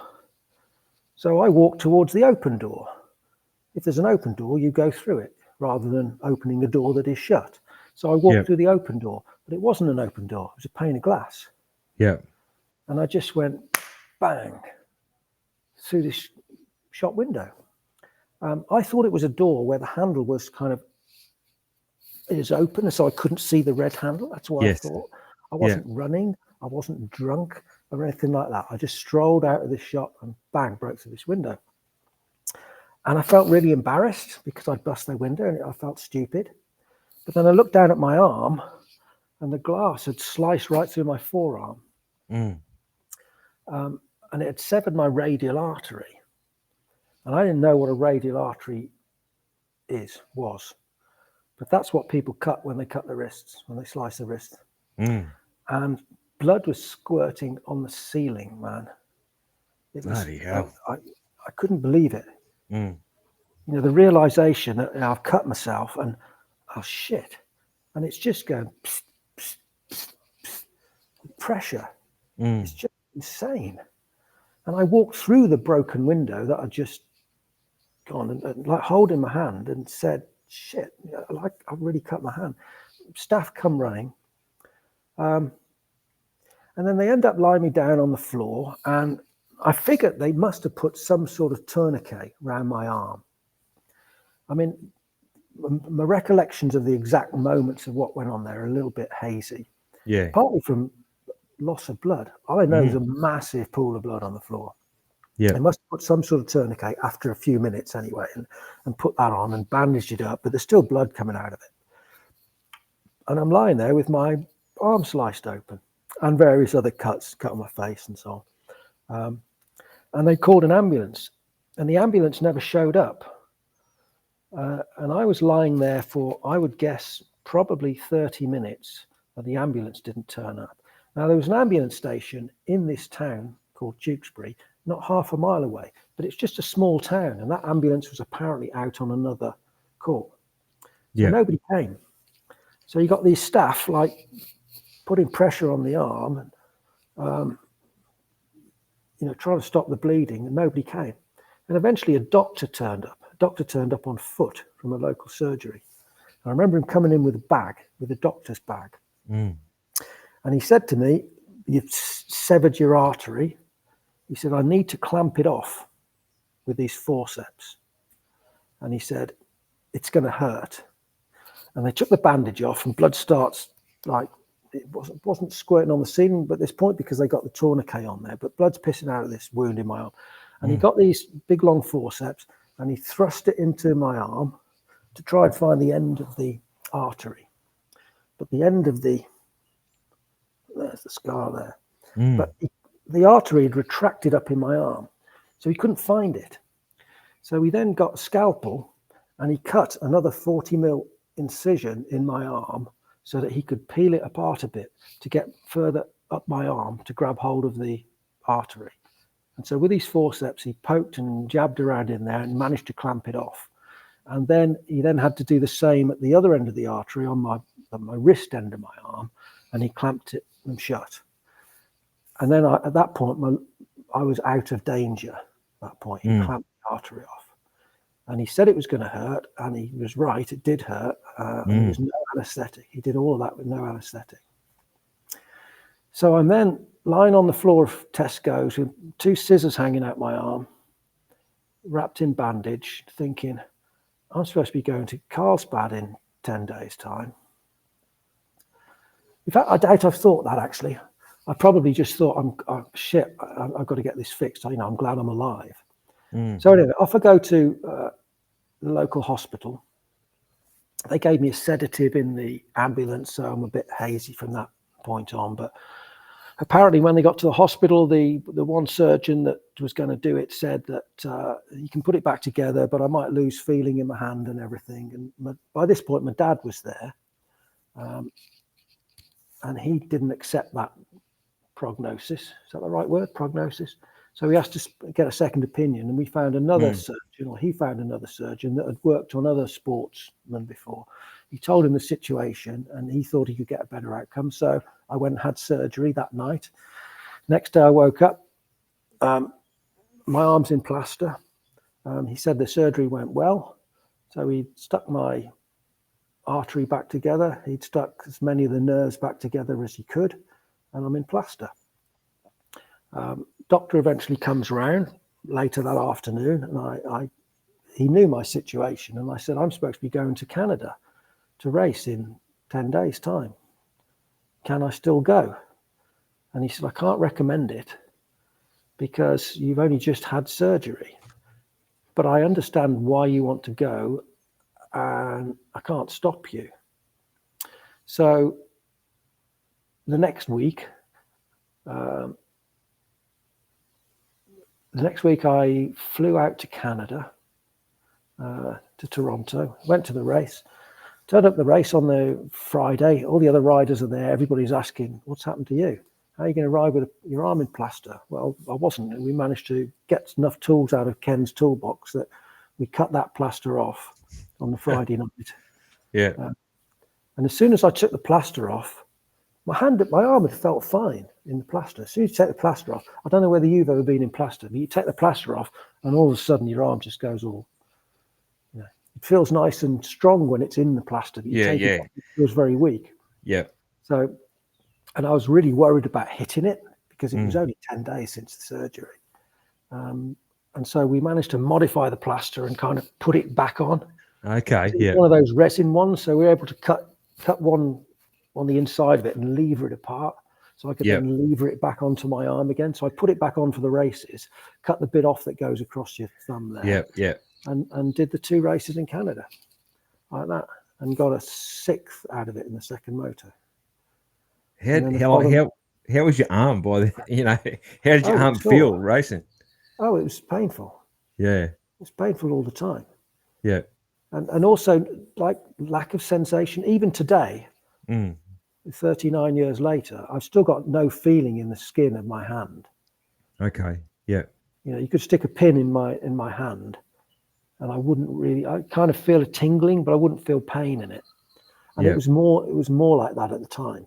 You know, once you slice through something, you can't get all of those nerve endings to go back together again. Yeah. So it was lack of sensation and it was painful. And then the following week in Carlsbad, it was probably worse because the track was more hard pack and so it was jittery. Chatsworth in Canada was a little bit softer, and so the track had a bit more give in it. But you know, when you got a fast track with sharp stutter bumps, those were hurting. So yeah, that's the story of Canada in '86. And the reason I link this to the book is because this guy had asked me to write about how we prepared for overseas GPs. So I started thinking about Canada and Carlsbad. I remembered this story. And I thought, I can't waste this on a Facebook post. You know, this is the sort of thing that needs to be in a book. It's a story that needs to be told properly. And I've just recounted it verbally, missing out lots of important stuff. You know, I've got a whole chapter in the book about what happened here. But I thought this is a good story that needs to be in a book. And it started me thinking that, well, there are lots of other things that happened in my motocross career that people won't know. Not just about me, but about other people and the sport and things and what it was like to ride here and what the moor was like. And, you know, the story of the con man that ripped off half the 500 GP paddock and ran off with all their money. All of these stories that nobody knew. You think, this shit needs to be in a book. Yeah. And so that Tesco's window story was kind of inadvertently what set me off on the path to saying I'm going to put all this down in a book. Fantastic. But it was a stupid thing to do. I mean, really, it was a stupid thing to do. I don't just mean walking through the window. I mean, going and racing 10 days after having. Because, you know, the doctor did say, you know, it might open up again. You know, and he didn't know motocross. He didn't know the forces and the potential impacts, but it was a stupid thing to do. To go and race, you know, cut the plaster off. But that's what people did back then. You know, and ultimately, that made the difference in me securing my 9th place for the season. Absolutely. Right, it's time for an ad read. Guts Racing, Greg's Ultra Trick Seats, gutsracing.com. And how about that Guts Racing seat on Mookie's Rockstar Husqvarna on the weekend, hey? How about that? If you want to be a winner like Malcolm Stewart, hey, you got to get yourself a Guts seat. Guts makes seats. They also make seat bases, seat covers, of course, seat foam, the ultralight seat foam, custom seats, high seats, tall seats in 2 different sizes, wide wing seats, seats with bumps, seats with ballistic material if you're a knee brace guy who is hard on the sides of your seat. You can get a huge range of colors. If you can think of a color, they will have it. You can get a Velcro fitment seat. You can even get seats for ATVs and for Surons. As privateer hero Scott Meshy says, they are a butt gripper and they will make you a ripper. So get around it. Guts Racing. Gutsracing.com. That's a really easy website to remember. All right, let's get back to Rob Andrews and bench race a little bit more about his motorcycling life. Cheers. So how many more years, Rob, did you race GPs? I raced up until 1990. Yeah. So 88, I went back to Kawasaki on production bikes, but it really didn't go well for lots of reasons. And you know, I come into that with so much optimism. I was quick at the end of 87 because mid 87 I tore my knee ligaments as well, because I'd had that second at Reutlingen in the mud in Germany in 87. And then the very next week, I had a little low-speed crash in a corner and I bent my lower leg at 90 degrees the wrong way and completely snapped my medial collateral ligament. So that was me out for 6 weeks. And then came back, obviously rusty and and leg wouldn't bend, but but I got back up to speed again. At the end of the season, I had a second in the last British Championship race.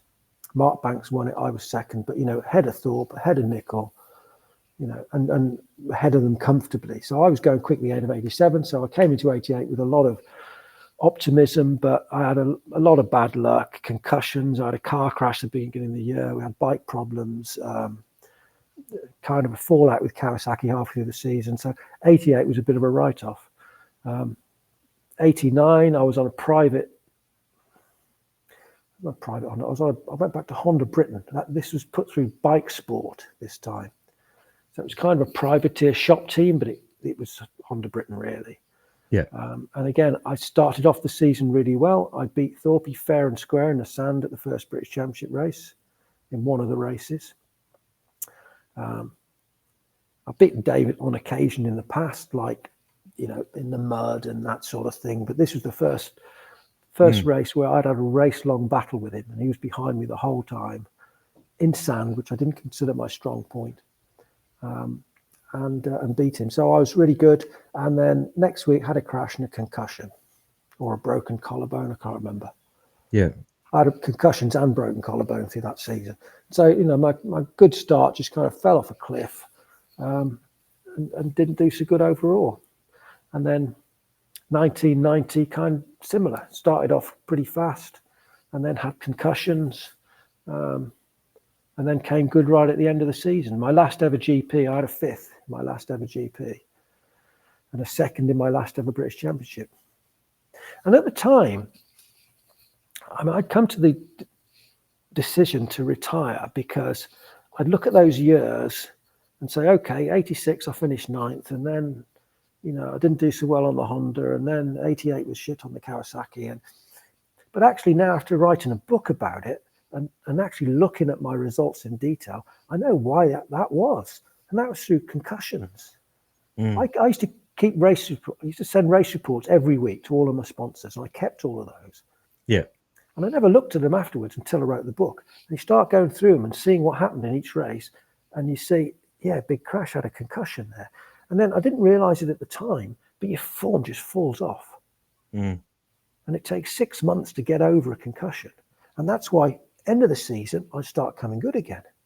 Oh, yeah. Yep. Makes sense. And that happened in 88. It happened in 89. It happened in 90. But I would just get to the end of the year and say, I'm really pissed off with this. I've tried hard and I haven't got the results to show for it. It's only now that I say you can trace that back to this Sunday in March when you banged your head. But at the time, there was no test for a concussion. You hit the ground hard, you just shake it off, you get a bit of a headache, and there's no kind of outward symptoms. Yeah. Different these days because I have these concussion baseline tests, don't they? Yeah. They know so much about it now, which is a good thing. It's a good thing now, but back then, it is, I had concussions where I didn't even take the rest of the day off. Yeah. I'd ring my bell in the first one. I had one at Matcham's Park in, I can't remember what year it was now. 88, I think, on the Kawasaki. Started off bad. I had a big crash. I remember hitting a post on the side of a fast straight, and that's the last thing I remember. Next thing I remember, I'm in the first aid building, and Andy Nichols was in there. Do you remember Andy Nichols? British rider. Anyway, he was. I remember the name, but I can't remember too much. Good British Championship and 250 GP rider. He was in there, and I said, "Oh, what's happened to you, Andy?" And he said, "Rob, that's the third time you've asked me that." Yeah. So I was obviously repeating myself. I obviously got a concussion. Yeah. But the doctor checked me out, and asked me what the date was and what's the name of the Prime Minister, and I'd pass all of those tests with flying colours. And so he sends me back, and so I get on my bike and go and do the next race. It's crazy now. Yeah. And so I had several seasons when that happened, and then I noticed, looking back at it, dip in my results for 6 months, and then you get back better again. Yeah. So take time off if you have a concussion. It's interesting, there probably wasn't. Was there a lot of people that documented every race back then? It was probably unusual and it's probably really cool that you have those records. It is cool that I've got those records. Yeah, No, as far as I know, when I went to Kawasaki used to have their own form that they would give to riders, and you had to fax wasn't even around then. You had to post it back to Kawasaki every week. yeah, This is for their team riders with the results. But I've been doing that for 2 or 3 years beforehand. Because when I was coming up into the British Championship, I started building my own sponsor base. yeah, Because I very quickly realized that no one was going to come knocking on my door offering to sponsor me. yeah, That if I wanted free oil, free cables, free plastic, free clothing or whatever, no one's going to come and offer it to me. I would start contacting these companies, and I started getting my own sponsors in. And so I'd always sent them race results.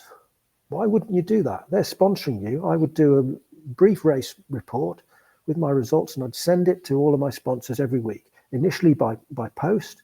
And then when fax came along, I'd have them all faxed out on a Monday. yeah, And if we were away at the races, I would phone back, and my mum would take it down. She could write shorthand. So she would do my race reports, and then she'd type them up for me on the Monday morning and fax them out. yeah, She worked with my dad in this small business. yeah, And so I used to send them all out, and I kept all of those. Going back to 1985, they started. yeah, And they weren't detailed race reports, but, because I never wanted it to come across as an excuse. I would have won, but, this happened, and then that happened, and then I was unlucky, and I got a fly in my goggles and a stone in my boot. And yeah, I just used to, I was fifth, and, 2 crashes, didn't ride fast enough. yeah, Sixth, chain came off, unlucky, very brief. yeah. But it's enough to be able to certainly jog my memory as to what happened at each race when it comes to actually putting a book together. Yeah, yeah. And cool, just a cool thing to look back on, for your kids to look back on, your grandkids to look back on, and that sort of thing, Yeah, my dad wrote my dad wasn't a motocross rider. But when I started racing the schoolboys, he and my mum both kind of got drawn into it. Yeah, They started going to the races. They met other parents. It gave them a new circle of friends. As I start to get a little bit better and starting to win a trophy here and there, they loved it. And so my dad started analysing stuff. So he wrote a diary, which I've still got in my schoolboy days. So this would be 1977, 78. And as I started to get better in the schoolboys and started to go into the national schoolboy championships, I could see that he was learning. He was learning about racing, and he was writing things down about what things worked, what things didn't, notes on other riders, notes on my competitors about, if that boy doesn't get the start, he's not very good at coming through, but I've got to watch out for this guy because, if he gets a start, he'll be gone. And I've still got that. And I'm so glad that I've got that. It's nice to be able to, my dad's passed away now quite a number of years, but to be able to look through and see the notes that he wrote is great. Yeah, fantastic. How many kids do you have, Rob? I've got 3 daughters. Yeah, 3 daughters. Yeah, 3 grown-up daughters. yeah. From 25 to 35. Middle one lives in Vancouver. Yep. The other 2 live in England, and the eldest one, she's got 2 lovely granddaughters as well. So. Yeah. Lots of girls. Keep you busy. That's. I've got one of each, Rob, and I think the girls definitely keep you on your toes. I like girls. We've always done girls. I've had 3 daughters and now 2 granddaughters. Even the dog was a girl. We seem to do girls in our family, and the people used to say to me, "Oh, do you not wish you had a boy so he could race?" And I said, "No, not at all. I'm quite happy with whatever we would have had, and girls are great. A boy would have been equally great, but I don't miss doing the motocross thing. Yeah, they're all great. It wouldn't have bothered me. We got one of each, but it wouldn't have bothered me. You're just happy to have healthy ones. That's all that matters. Yeah. But you said about having those race reports that, my children, grandchildren might want to read them. I hope they do one day. But you'd be surprised how, on the face of it, uninterested my kids are in the motocross thing. Yeah. I remember taking them to the British GP in about 2004. Early 2000s was held at Matcham's Park in Britain. Steve Dixon organised it. And I took the girls down to that. It's the first time they'd been to a big race. And we parked up and we got there. And I walked up through the car park and I ran into somebody that I knew. And so he was talking to me. And then go a few more yards. And then there was a Belgian guy, industry guy, that spoke to me. And so, every few yards has been stopped by running into people that you know. Yeah. It's what happens. But the girls just said, well, why do you know so many people here? How they didn't kind of get it that's what I used to do. Yeah. So it was kind of an eye opener for them, Yeah. They started to realise, Dad's famous. It's just my dad. He used to ride bikes, but they found it weird when I go somewhere like that and lots of people from different nationalities come up and say hello. Yeah. They probably thought it was weird, but nowadays they just, as they get older, they just think it's really cool. Yeah. The youngest one thinks it's cool now. Well, she likes. She asked me if she could have one of my own old jerseys. I didn't keep many of my old jerseys; they all got given away. But I got a Kawasaki one. She said, "Can I have that?" I said, "What do you want to ride that? Or what do you want to wear that for?" And she said, "I just think it's cool. It's retro." And it's got my name on the back, and so she wears that from time to time. She used to wear it to college. And I thought, you'll just look a bit cringy wearing that to college. But she said, no, I love it. Yeah, that's really cool. Retro style. Yeah. Very good. What other interests are you in? What else are you into, Rob? You said you play golf. Like, what else? I play golf. I've been playing golf for probably 15, 20 years now. Started in my 40s. On the face of it, I'm supposed to be a decent golfer. I pay off a handicap of 7, but for the last 12 months, I haven't got anywhere near that. So I'm going through the golfing doldrums at the moment. But I play golf a couple of times a week. Still play once a week when we're over here. I'm in California, a member of a local society. I've got a few friends from the motocross world that I will play with occasionally. I mentioned I play golf with David Bailey. Even though he's in a wheelchair, he plays golf one-handed, and he's considering the challenges that he faces, he hits it good. I've heard about that. Another guest. I think it might have been Charles Halcombe. Plays golf with David Bailey. Someone else that I've spoken to that plays golf with David. Yeah. I mean, I go down the range with him a bit. But he just play on proper courses as well. And my wife, Claire's recently started playing over the last 18 months or so. And so we've been out a couple of times with David and his wife, Gina, on a little par 3 course. Yeah. And so, so it's only a short course. He struggles going on a big course because he's got a battery-powered jockey wheel on his wheelchair. I think he would struggle with the battery charge necessary to go on a proper 18-hole course. But we've done this little 18-hole par 3 course, and his wife Gina plays, and it's good fun. Just playing with him and the girls.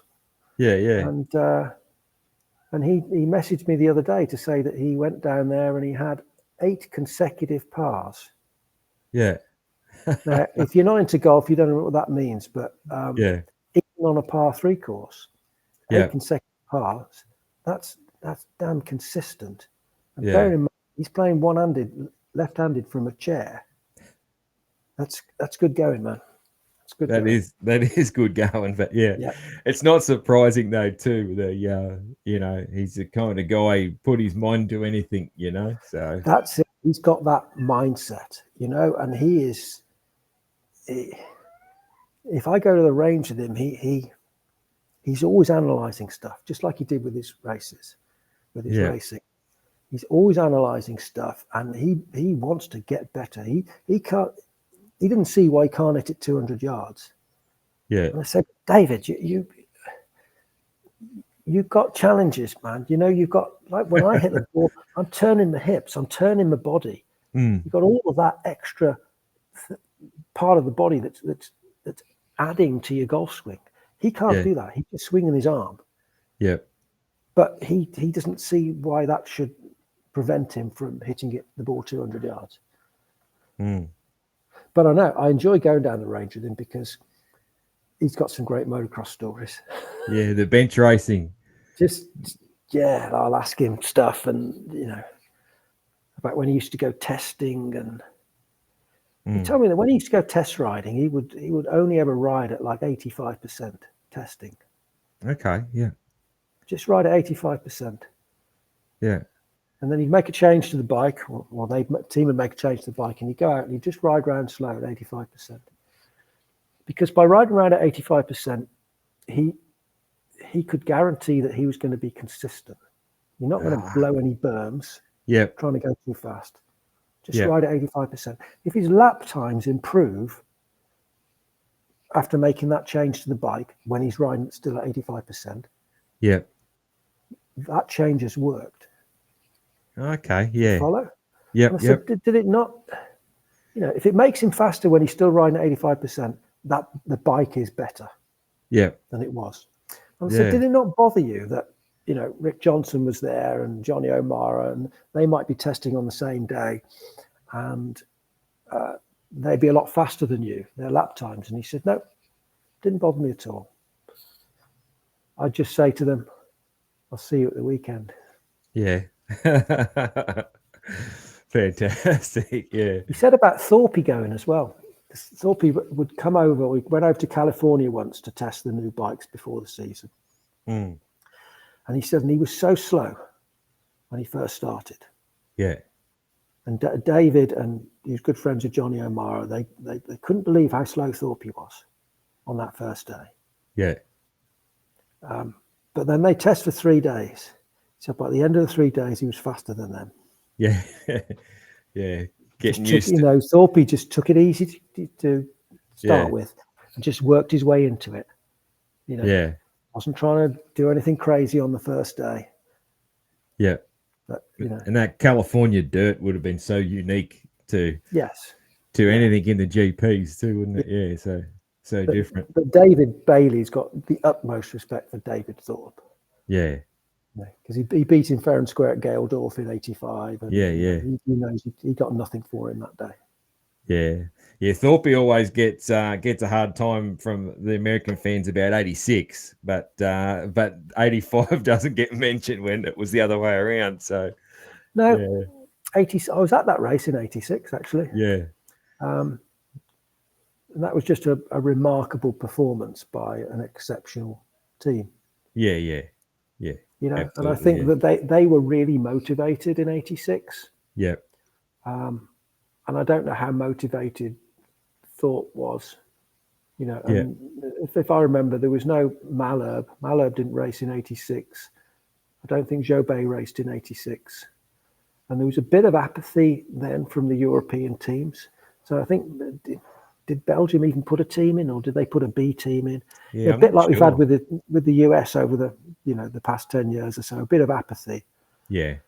And so we didn't have all of the best riders there. Yeah. But that's not to take anything away from the performance of Bailey, Johnson and O'Mara, because I saw it in person and it was just mind-blowing. Yeah, especially O'Mara. Yeah, it is. But, it's much as... There's a lot read into that performance that, he was on a 125 and he beat the 500 world champ. Yeah, but, the previous year I raced a 125 in the Nations. And once you're out and circulating, there's not that much difference in the speed of the bikes. Yeah. 125 is it's going to be faster around the corners. It's going to be faster into the corners.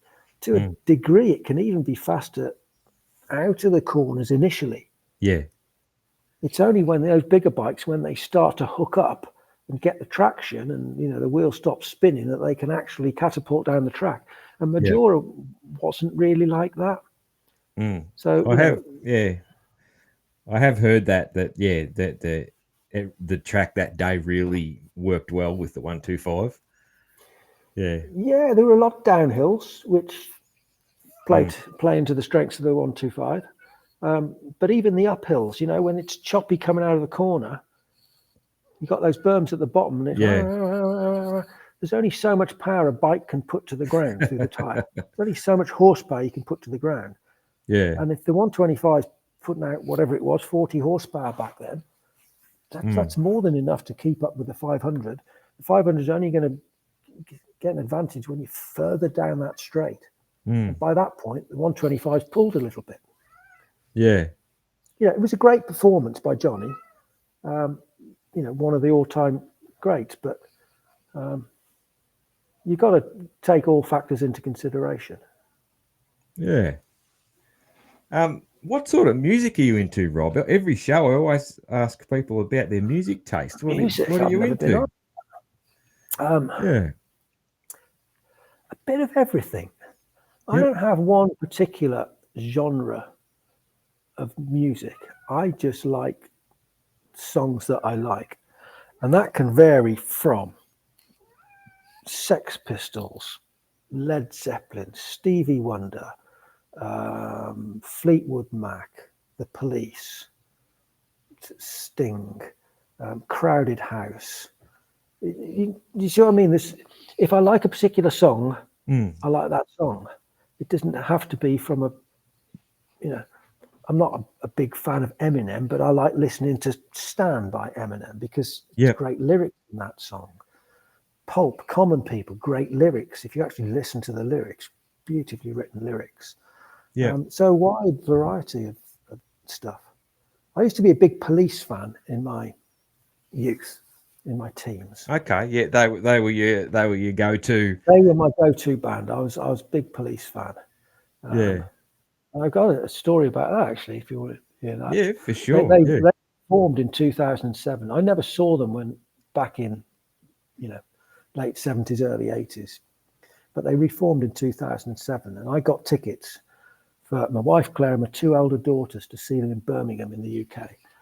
And we went there, and to cut a long story short, a guy came up to my wife when we were standing in the milling around outside in the building, but not in the auditorium as such. He said, "How many people are in your party?" And she said, 4. Why? And he said, "I'd like to change your tickets." We got tickets right at the back somewhere. He said, "Change your tickets." And they called me over, and I spoke to him, and he said, "Yeah, I've got these different tickets, and they're downstairs." And I thought, "Yeah, go on then, okay." He seemed to have an official badge, and so we swapped our tickets. And he directed us to go down through a door, and we went downstairs to where the seating was, sort of in front of the stage, and we saw a steward, and he said, "Yeah, keep going," and keep seeing this other guy. We kept getting closer and closer to the stage. Hadn't looked at the tickets themselves. Turns out they were Block A, Row A, seats 1 to 4. They were front row, in front of the stage. And on these tickets, it said promoter complimentary. And I think these were 4 complimentary promoter tickets that they hadn't got rid of. And they saw my wife and 2 daughters and thought, they'll look good in the front row. Yeah. So we swapped our tickets. And so it was the best gig of my life. Sting was like, 8 feet in front of me. Yeah. It was amazing. And you could feel the energy that the band feel. Never felt that before in any gig I've been to. You at the front, all of the noise, all of that energy was like a wave coming forward. It was unique. So, that's my Police story. That's a good one. I like it. I always like to ask. I love music, and I'm not a musician, although I make out I am, and I'm not a hugely knowledgeable person about music, but I love music and I listen to it all the time. So. I'll tell you, we're going sideways here a little bit, but I'll tell you another good story. Probably better than that Police story. Yeah. So we live in the UK in a place called Worcestershire in the centre. Yep. country. Where the good sauce comes from. Exactly, where Worcestershire sauce comes from. That's it, yeah. And back end of 2020, just coming out of COVID, Claire and I went down our local pub. And she went and sat in the beer garden. And I went to the window. You couldn't go in the pub at that point to get a couple of beers. So I get the beers, I come back and take them to the table where Claire sat in the garden. And she sat talking to Robert Plant from Led Zeppelin, right? Yeah. So I sit down with them. And I start talking to Robert, and I said, I think we've got a mutual friend in Jason Bonham. Because Led Zeppelin, for those who don't know, Robert Plant was the lead singer of Led Zeppelin. Their drummer, John Bonham, who sadly died back in 1980, his son, Jason, was a really good motocross rider. He rode for Team Kawasaki in the UK. Yeah. He's a good guy to get on your podcast. So I said, we've got a mutual friend in Jason Bonham. And I raced with Jason in the schoolboys. He was a few years younger than me, but, you know, I've seen him from time to time over the years. So we had a little chat about motocross, and he knew quite a bit about motocross. And he asked me if I knew a couple of riders that he remembers from the schoolboy days, because he was around at the schoolboy races when I first started. John Bonham used to turn up with a Rolls Royce with a trailer on the back, taking Jason. And then he ended up being a sponsor of the Kawasaki schoolboy team in about, what would it be, 1979? I never met John, but I used to see him at the races. So anyway, we chatted about motocross for a bit, and then he left. And Claire, my wife Claire, turns to me and she said, he's a nice man. How do you know him then? And I said, did you not realise who that was? And she said, no, I was talking to him about his dog. He walked past with his dog. And Claire had said, oh, I like your dog. And so she'd struck up a conversation with Robert Plant from Led Zeppelin. And I had no idea that's who she was talking to. That's fantastic. Isn't that crazy? That's fantastic. And it's super cool that it shows what a cool bloke he is too, hey? That he was just like chatting away, you know. He was super cool. I mean, I won't say he lives by us. He lives, he probably lives 30 minutes away from where we do. But I had heard that Robert Plant had been down our pub years before. Yeah. This is the first time I'd ever seen him there. But just, you know, purely by accident, you walk back and there he is talking to your wife at the bench in the garden. Yeah, that's a good one. I'm glad you brought that up. That is super cool. Super cool. I love it. Just a couple of more things, Rob. I don't want to keep you too long, but plenty of time. You did some work with magazines, is that right? You got into helping out magazines or test riding for magazines? I did. Initially for Dirt Bike Rider magazine. Yep. Although I did work for another one called MX UK. It was a short-lived British publication. But when I first quit racing, end of 1990, I wanted to stay involved with the sport. Yep. You know, I still had an urge to ride. And so I can't quite remember how it happened, but I got to know the editor of Dirt Bike Rider was a guy called Mike Greenoff. And I'd met him previously. He used to work for Motorcycle News, big newspaper in the UK. And I'd met him on his first day in the job back in about 1986. And so I got to know him. And then he became the editor of Dirt Bike Rider. And so I used to see him at the British Championship races. And I said, you know, can I do some test riding for you? And he said, yeah, come along. So I started doing a few tests for them. And then after a couple of months, I said, you know, can I write the test? Can I have a go at writing the test? And he said, yeah, sure. Because he had to write them. He used to put that magazine together entirely himself. He used to write every word that went in that magazine. So having somebody else that could help with writing. So that was the first proper bit of journalism writing that I did, writing those bike tests. And I did that for a number of years. I forget exactly. Had a little break for 18 months or so because we were in the middle of building a house and things just got a bit hectic. And I had a proper job in between all of this as well. So it wasn't like my full-time job. I had a proper day job. But I did the dirt bike rider testing, and it was great. We do probably, I don't know, 2 a month, something like 1 or 2 a month. When the new bikes come out in back end of the summer, then sometimes it might be every week, one day a week. And we turn up and they treat you like a factory rider. Brand new bikes to ride. We'd have brand new gear that would turn up. Well, the first year I did a deal with Yoko because I was sponsored by Yoko when I was racing. So my first year with Dirt Bike Rider, I said to Dirt Bike Rider, I'd like to continue to wear Yoko gear, please. And he went along with that. And so I did a deal with Yoko where they would pay me for every photo I got in the magazine. And I earned more money from Yoko doing the test riding than I ever did as a rider. Because I'd have photos in every issue and covers and stuff. As a test rider, you're always in the magazine. And, almost become blasé about it, really. This month's issue, I'm on the cover again. But it was great fun testing those bikes. And we got to test a lot of factory bikes as well, some really cool bikes. And that was quite a privilege. Tested, lots of them. Albertines, JHK Honda. We did a couple of Yanda Group Kawasaki's, Kurt Nichols, Factory 500 KTM, Thorpe's Perimeter Frame 500, Malin's Factory 250, Pro Circuit 125. Lots of them, lots of factory bikes. And so that was really interesting to test all of those. And because as a rider, I was fortunate that I got to race a factory bike, a full factory bike in 1986. But all my other bikes had just been production bikes, maybe with white power suspension. But when you ride lots of different factory bikes, that's something that very few people get to do.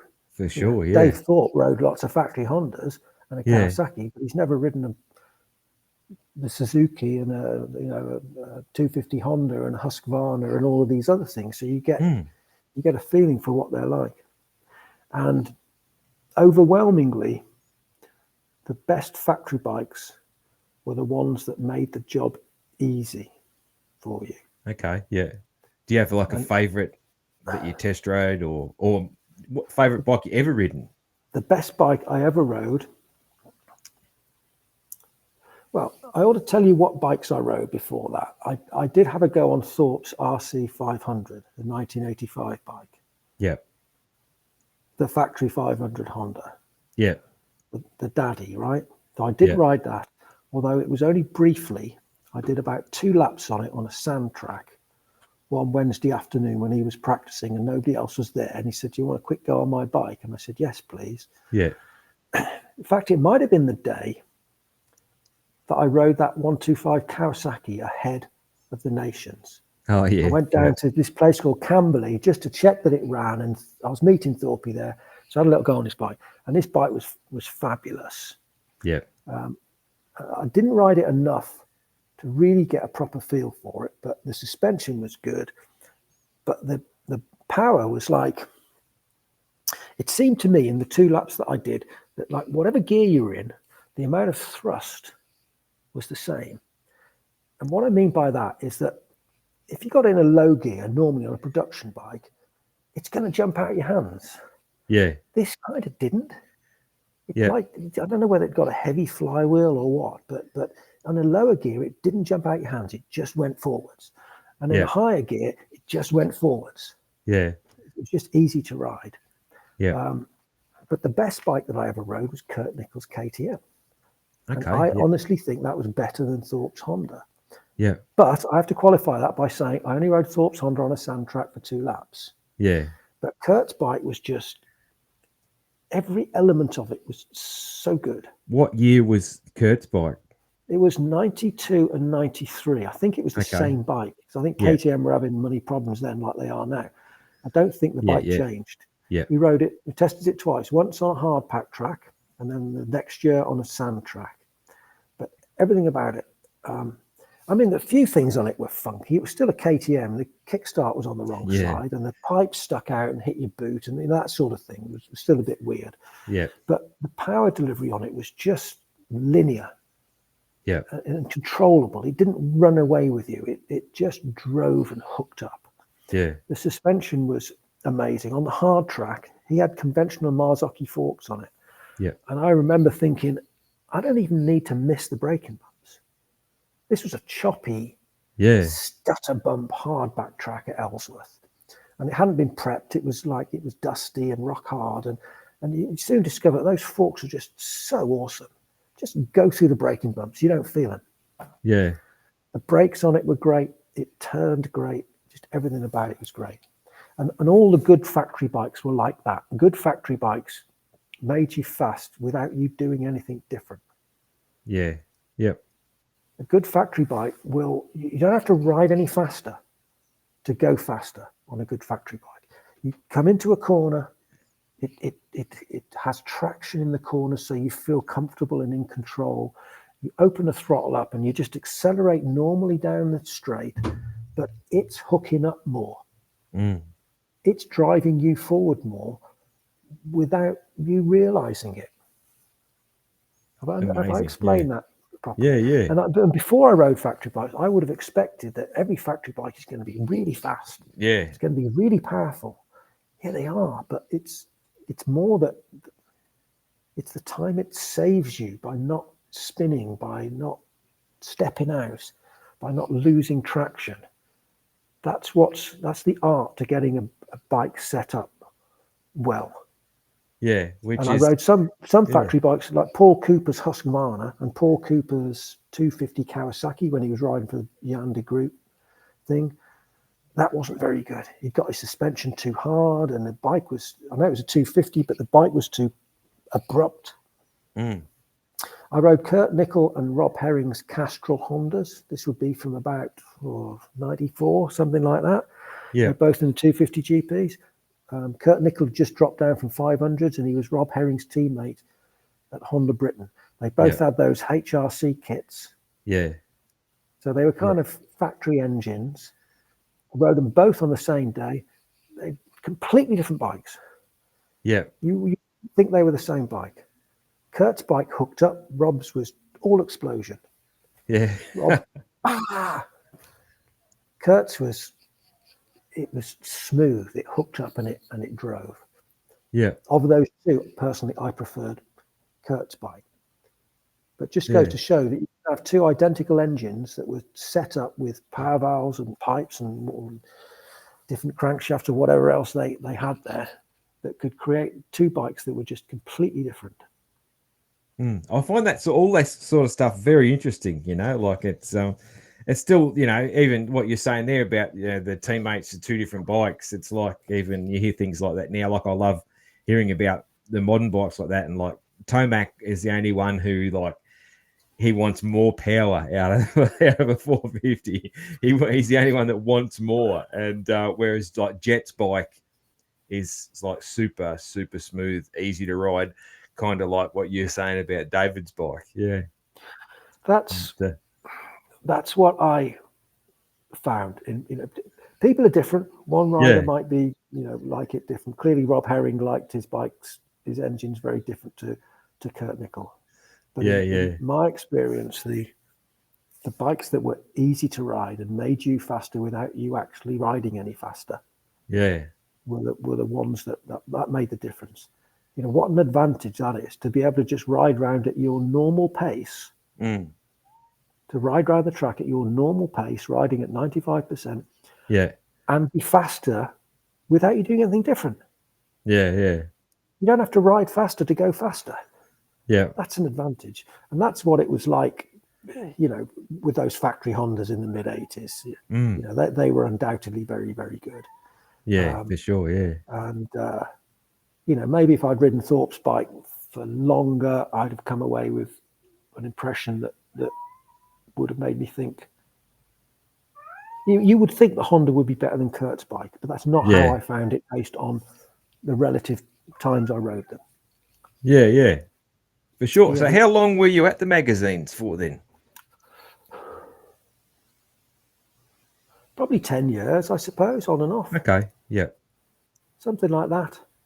And then kind of other things got in the way. Like I said, I had a day job, and the first little break I took was because we were building a house, and there was lots of stuff that needed doing, and we need to get this finished because we need to be moving in here because I'm still paying rent on this house across the road and I'm paying a mortgage on this, and if I'm going to have a day off from my proper job,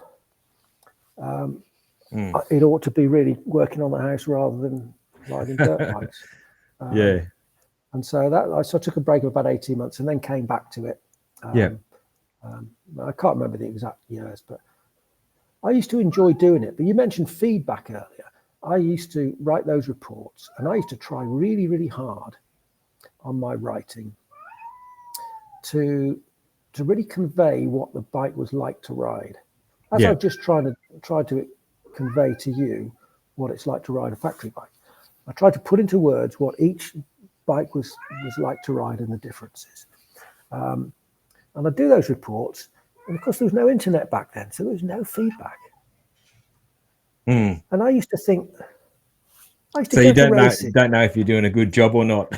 Well, the editor used to say, yeah, I like that. But I'd go to races and, nobody would come up to me and say, hey, Rob, I read that report. It was fantastic. I didn't have a stream of fans coming up to compliment me on my bike tests. But why would I? But at some points, I used to think, does anybody ever read this stuff? It'd be frustrating. It'd be so frustrating. Yeah. Now with the internet, you get feedback straight away. And nowadays, people will say to me, they will send me messages that they will come up to me at the races and they'll say, oh, I used to love your dirt bike rider tests. With Facebook, and magazine covers come up, and there might be a cover of DBR that pops up on Facebook, and and people will say, oh yeah, I remember Rob's tests from that. It was great. I used to love reading those. Yeah. So I'm getting the feedback, but 30 years too late. Back then it would have been someone would have to write a letter into the editor about it. That's about the only time you get the feedback, wouldn't it? Yeah. I've told this story once before, but I'll tell it again. The one bit of feedback I did get is that when DeCosta first went to Suzuki, do you remember that? Yep. Well, the year prior to that, Suzuki's came. This is when Mike Healy was riding them. Yep. Where the rad guards covered the tank.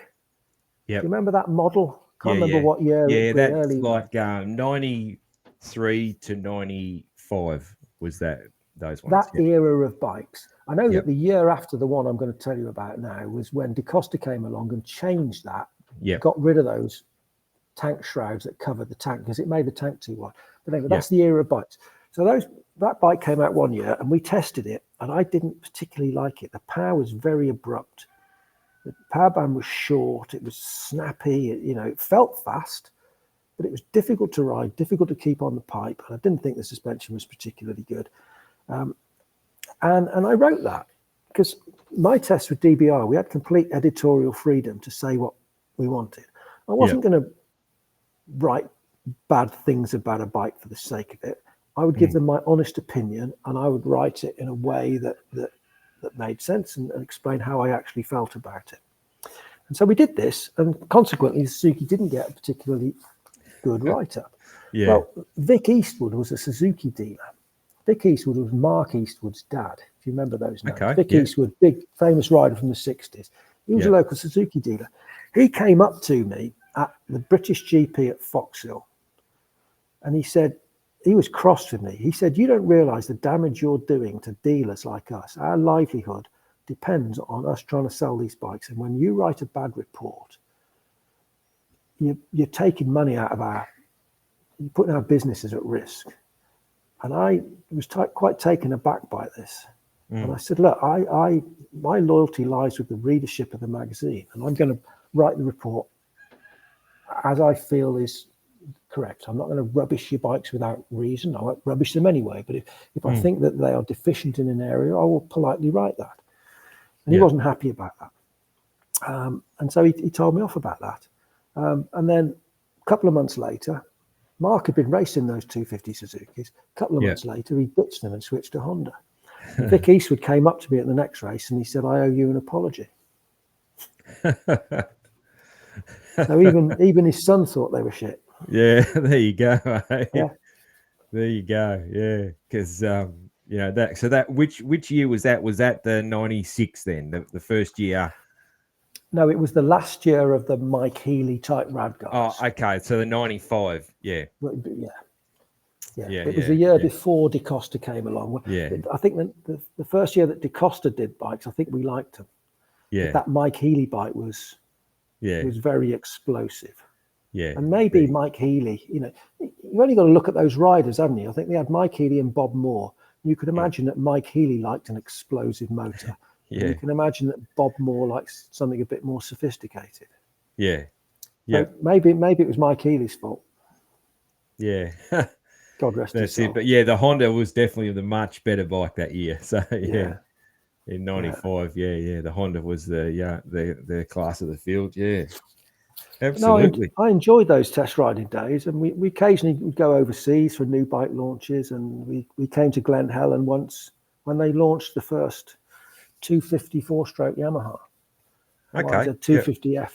Got invited to the World Press launch for that in Glen Helen, which is kind of cool. And got to ride that and remember thinking, the 125's dead. Yeah. This thing. I did some practice start. It's funny that not everyone thought that at the start, though, which is funny, like I can remember, reading things at the time and just talking to people at the time and where it was like, they're pretty good, but I don't know if, they were still comparing it to a 125, a lot of people were. So, it's crazy to think now, like there's not even the slightest chance on a 125 unless you were James Stewart. So, yeah. It was, I did some practice starts on it and it easily pulled second gear starts. Yeah. Whereas the 125 wouldn't easily pull second gear. Yeah. And that's when I thought the 125's days are numbered. And I remember talking to Jan de Groot. Jan de Groot was that famous Dutch tuner. He's passed away now, but he was a genius. Yeah. Because we tested one of his bikes and we got talking about this subject. And he said the thing to remember is with a horsepower graph, the peak figure is irrelevant. What's important is the area underneath the graph. That's what they look at, the area under the graph. Yep. Makes sense. Yep. That's the important thing. It's not the line, not where the line goes up, how much is inside of that line. Yeah. And he said, if you look at a 4-stroke compared to a 125, it's so much more area underneath that graph. He said, if you'd have come to me or gone to Mitch Payton 5 years ago and said, I've got a way to create a bike in the 125 class that will give you this power graph, the money they'd have paid you for that. Yeah. And that was crazy. When the bikes first came out, and obviously they were at the beginning of their development cycle. So if they were already as good as a 125 then, as we've seen, the power's just gone through the roof since. Yeah. 250s are amazing nowadays, amazing. Yeah, absolutely. What did you get up to after the magazine days? I'd always had a proper job. I went into the family business. My dad had a small business. He used to be a plastic molder, but then he moved into supplying promotional gifts that we used to import from the Far East. So that was my proper job.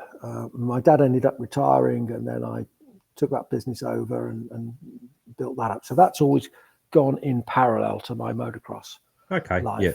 In the motocross sense, I did the test riding, and then what else? I didn't do anything motocross-wise after that, really, other than just followed it.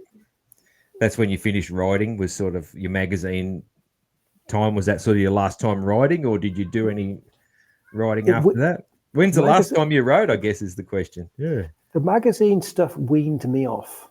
Okay. Some people can stop racing and they walk away and they don't give it a second thought. Yeah. We can all name people like that just disappeared from racing. You never ever saw them again. Yeah. I was always interested in it. I I'd quit racing, not really because I was burnt out on it. I quit racing because I came to the conclusion that I wasn't going to get any better. Yeah. My graph was starting to go down. Yeah. With the benefit of hindsight now, I think I could have probably, if I didn't keep giving myself concussions, I probably could have continued for a few years. Yeah. But in my mind, I'd got as good as I was ever going to get. And I didn't want to continue to ride and continue to get worse. And so that's why I stopped. But I continued to ride, doing the test riding. And there were days when I was test riding, when I was riding really fast as well. I know, kind of going off down a different avenue there. I remember going practicing one day at Ellsworth Motor Park, just for some fun. I had a bike from the magazine, a long-term test bike, and I just wanted to go riding. So I went down to Ellsworth. This was a couple of years after I quit racing. And Jeremy Watley was going around there. And Jeremy Watley I think he won the British Championship that year. You know, he had his kind of second renaissance. He was at Action Workshop, I think, factory Hondas. I think he was on a Honda then. But anyway, went to Ellsworth, and I'm just a retired bloke, and I'm going around on the 250 and just playing with this guy. He's doing his motos. I'm not like making a nuisance of myself, but I was just keeping his pace so easily. And somebody said to me, Thorpe said to me once, Thorpe saw me at a test and he said, "You're mad not racing. You're too good to not be racing." So I was still going fast after I stopped racing. But that test riding, you know, which I did for 10 years or so, that kind of weaned me off riding.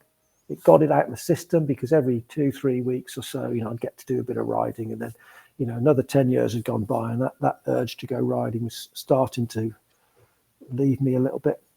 And so I did the occasional race, local race from time to time over the past 30 years. I raced the VMXDN at Farley in 2012. Okay, yep. I did that. They put me on the British Twin Shock team on Suzuki.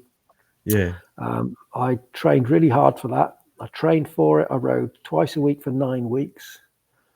I ended up at my local supercrossy jumpy track at Worcester.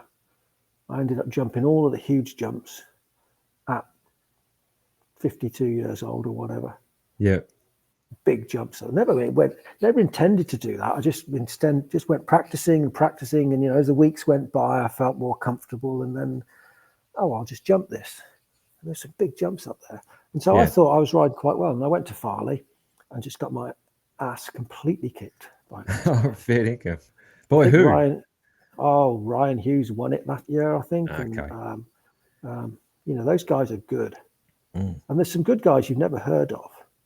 Because the riders, if you've never stopped racing, and I know people that, Kevin Reed, an English guy, I don't think he's missed a season in 55 years. He's raced every single year. So those guys have never lost their speed. Yeah. And I think it doesn't matter how fast you were back in the day. If you've had a long time off, that speed's gone. Yeah. Whereas the guys that have never stopped, they've maintained that level. Yeah. Which may not have been as fast as I was back in the day, but they're sure as hell faster than me now. Yeah. Yeah. No, makes sense. Yeah. And so, you know, on one hand, I was pleased that I did it. I was also a little bit disappointed that, you know, I was about 15th, I suppose. And I was talking to Chuck's son. He raced that year. And I said to him, I just wish I could get a decent start.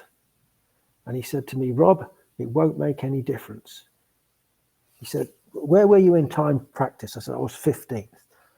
And he said, "It won't make any difference." He said, "I'm the same." He said, "If I start 30th, I'll move up to 15th. If I start first, I'll move back to 15th, because 15th is where I am." Yeah. And he was right. Yeah. He's right. There was such a vast gulf of difference in speed. Different speeds. The guy, you know, Ryan Hughes was like 15 seconds a lap faster than us in the mid pack. You know, but I'm like 7 seconds a lap faster than the guy who's 21st. You know, there's such a vast spread of abilities. Spreads right out, yeah. And so you're just going to find your own level. And that's what Chuck said to me, and he was absolutely right. So I did it that 1 year, and it got it out of my system, and I haven't bothered to go back since. Yeah, in those type of races, there's a huge a huge golf in all the same in the old boys classes here. You'll get the guys like you said who've never stopped, and they're just so fast still, and yeah, so it all At our age, spreads out. What's it all for anyway? Did I go there to try and win? If I'd have won it, so what? If I'd have gone around there and beaten Ryan Hughes and won the VMXDN at Farley Castle in 2012, my life's not going to be any different because of that. That's right. Yeah. Do you still go along to that as just like socially? I do. Generally. I didn't go this year for unforeseen reasons, but normally I would go to because they got two now. They got one at Farley and they got one at Foxhill. Yeah. There was a bit of a fallout between the two promoters and they went their separate ways. Oh, because they used to alternate, didn't they? They used to alternate tracks or no? No, it was, I won't go into the politics of it, but the guy that originally ran the one at Farley, he ended up the ACU, the federation kind of muscled in on his race. And so he then left and set up the race at Foxhill, leaving the ACU guy to run the one at Farley, which kind of fizzled out because really the original promoter, Dave King and Rob Walters, were the people behind it. So now Rob Walters and Dave King run the one at Farley at Foxhill, which is awesome. Yeah. And they've also now got back the rights to run the one at Farley too. So there's two. Okay. So the Foxhill one is kind of 90s bikes. Yeah. It's more younger generation. The Farley one is more twin shocks and older Evo bikes, So in fact the tracks were known as, Farley was the GP track of the 80s. Yeah.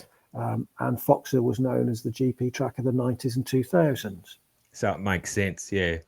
So it makes sense to move it to those two tracks. And the Foxhill event, it's staggering how many people they get there. It's tens of thousands of people. Yeah, it's on my bucket list for sure. It's on my bucket list to go to one of those events. Yeah, just a spectator. So yeah. Well, you've got to see the Foxhill one because the first year it ran, Farley used to be good. Yeah. And then the first year they moved it to Foxhill. I know the promoters were anxious, really. They didn't know whether it was going to fail. Yeah. Because you don't know until you actually put that first race on, is anybody going to turn up? And I was there, and I'd stopped over on the Thursday night. I think I'd gone Thursday, because it's a good social weekend. And I got up early on the Friday morning and looked up across the parking area, and I've never seen so many vehicles. And these are people that rolled in on Thursday night. The race didn't start till Saturday. Yeah, the party started Thursday. And there was like 30,000 people there. Yeah. And you don't get anywhere near that at the British GP. Yeah. Like where have all these people come from? There were thousands and thousands and thousands of people there. Yeah. And it's a great social event. Yeah, no, it certainly sounds like it. Yeah, that definitely one that I'm keen to, because I love vintage bikes, and I love all that whole scene. It's just my scene. That's one of the ones I love to go to, and then also the events that the late Scott Burnworth was running in California, the SoCal Classics. That's one. I want to get to one of them as well. They're both on the bucket list. So I didn't ever see one of those. He used to run them at Glen Helen and other places, didn't he? I think. Yeah, all around all the Californian tracks. They all shift around and that sort of thing. So I'm sure, or I'm very hopeful that someone will pick up his legacy and keep them going, because they certainly look like super cool events. Yeah, absolutely. Yeah, very good, Rob. I've kept you a long time. It's been great fun talking to you, and we've covered a lot of stuff. And I think if anybody listens to this and doesn't buy your book, they're crazy. That's for sure. But, well, they're welcome to buy the book. I'll just do the book plug. the inside line racing the 500cc World Motocross Championship. It's an insider's guide to what it was really like to be the other side of that fence and take part in that series during what was quite a remarkable time, really. It was, yeah. It was a remarkable time in terms of factory involvement and the names that were racing then. And I was just kind of lucky enough, or maybe unlucky, to get good at just that particular year, around the 86 year, when you got the likes of David Thorpe and Andre Maleb and Eric Gabors and George Bay and Håkan Karlqvist and Keith van der Ven and Heinz Kinnegadner and Jackie Vilman, some big names that all came into the GPs at that time. And you got the full factory involvement from Honda, and it just all seemed to peak in those mid-80s years. And I was very privileged to be able to be a part of that and had some decent results. I was never right up the sharp end, but my book is an account of how I got there and what it's like. And if you want to get a copy of that, you can get it from robandrewsmx.com. Here we go. Rob, there's two things I do to close out the show.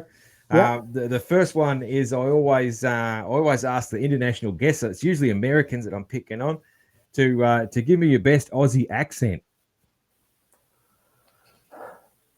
Hang on. I'm going to have to put myself in character.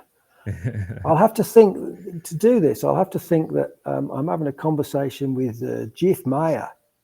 Jeff Meyer, the famous Aussie journalist that lives in the Netherlands.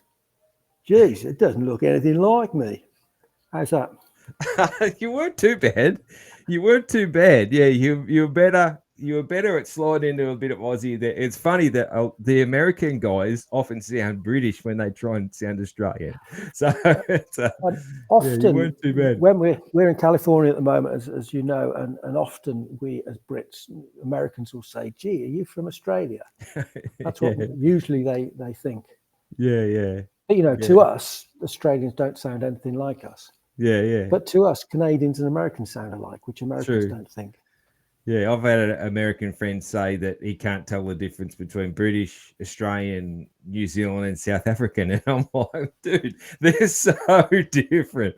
They're all four are so different, So I struggle a little bit with the New Zealand and Australian. I'm better now than I used to be because it's both two. I guess it's like Canadian and American. It's two variations of the same, very similar thing to us. Australia, similar, but if there was, two of you side by side, I would be able to tell the difference. It's interesting too in like the British accents. There's so many of them, so close together as well.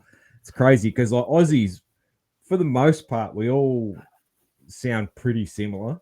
There's not the only real change in Australian accents is people from Adelaide have a little bit of a different thing. And then some of the people from like far north Queensland and Darwin and that have some words they say. But other than that, like I don't sound any different to a guy from Perth, America is largely the same accent. You've got variations, Southern accent and New York, different accents. Yeah. But in England, I could tell you somebody that lives in a town that's 15 miles from me. I could detect a change of accent. Yes, 15 or 20 it's amazing. Miles. And then another 15 or 20 miles, it would change again. Another accent again. Yeah, another accent again. It's wild, isn't it? They blend into another. So if you take, the town of Worcester, where we are, and Birmingham, which is maybe 45 miles away, very different accents. The little towns in between those two towns, you can tell it's one accent blending into another. Yeah, okay. It's slightly becoming the other. So, to you probably wouldn't detect it, but to us, I can say, that guy's from Bromsgrove or that guy's from Droitwich. Yeah. So, can't tell. I can't tell where they're from, but like Australia, especially growing up, half the TV we watched was British. So you would hear a lot of British accents on the television and you'd know there was different ones and, that sort of thing. And then you'd get to sort of know, I guess, and musicians too, the Liverpool accent from the Beatles, and that sort of thing. The And Manchester accent from Oasis. Oasis, yes, that's right. You And get to know some things from some bands and that sort of thing, and yeah, and then you sort of know there's sort of the posh accent because of how the Queen talks or whatever, and and then like the Geordie accent, you'd hear on see on things on TV shows and that sort of thing, and new accents are being born as well. Okay, really, people, there's young people from the kind of London area have got this kind of gangstery, it's half kind of London black type accent. I can't do it. But okay. That never used to be around. Like So a bit like a rap inspired from some rap music inspired sort of bit of an almost American London blend sort of thing. It's not American in slightest, but it's that kind of I can see how it would and it's develop, not just black people that talk like that. It's across the board. But that's a new accent. I think it's even got a name, but I can't think what that is at the moment. But new accents are coming all the time. Yeah. It's wild, wild. And then Rob, like I said before, I try and be a musician. The last thing I do, my outro song is me singing a little bit of Kenny Rogers, which is really weird, I know, but there's a backstory, something I started doing, and then I just sort of ended up doing it every show. I sing a little bit of Kenny Rogers to close the show, and I always say to people, if you know the words to The Gambler, you're more than welcome to join in. But most people don't. So I don't know the words, and I'm going to politely decline that invitation because you really wouldn't want to hear me sing. That's okay. I was a half decent motocross rider once, but I've never been a decent singer. Yeah, no. Well, I'm just an amateur myself, but I just like doing it, and I don't know if I'll do this forever, but it's kind of a tradition now. So I'll do that to close out the show. Okay. So I handed him my bottle, and he drank down my last swallow. Then he bummed a cigarette and asked me for a light. And the night got deathly quiet, and his face lost all expression. Said, if you're gonna play the game, boy, you gotta learn to play it right. You got to know when to hold 'em. Know when to fold 'em. Know when to walk away. Know when to run. You never count your money. When you're sitting at the table, there'll be time enough for counting when the dealing's done. Rob Andrews, it's been a pleasure, mate. Thank you very much. Well done. You got the American accent for the singing. Yeah. Everybody sings in an American accent. When you're singing country music and singing Kenny Rogers, I guess you just slide into a bit of American twang. I guess, that's it. It's been great talking to you, Steve. Thank you for the opportunity. The privilege has been mine. No worries. Thank you, man. And I hope to meet you maybe in California or maybe at Fox Hill one day. I'll get to shake your hand. Well, that'd be fantastic. I'll probably be at Fox Hill. So if you make it over there, let me know. And if you're in California in the winter, it's a good chance we'll be here too. All right. Thank you very much for your time. Cheers, mate. Take it easy. Okay. No worries. Bye.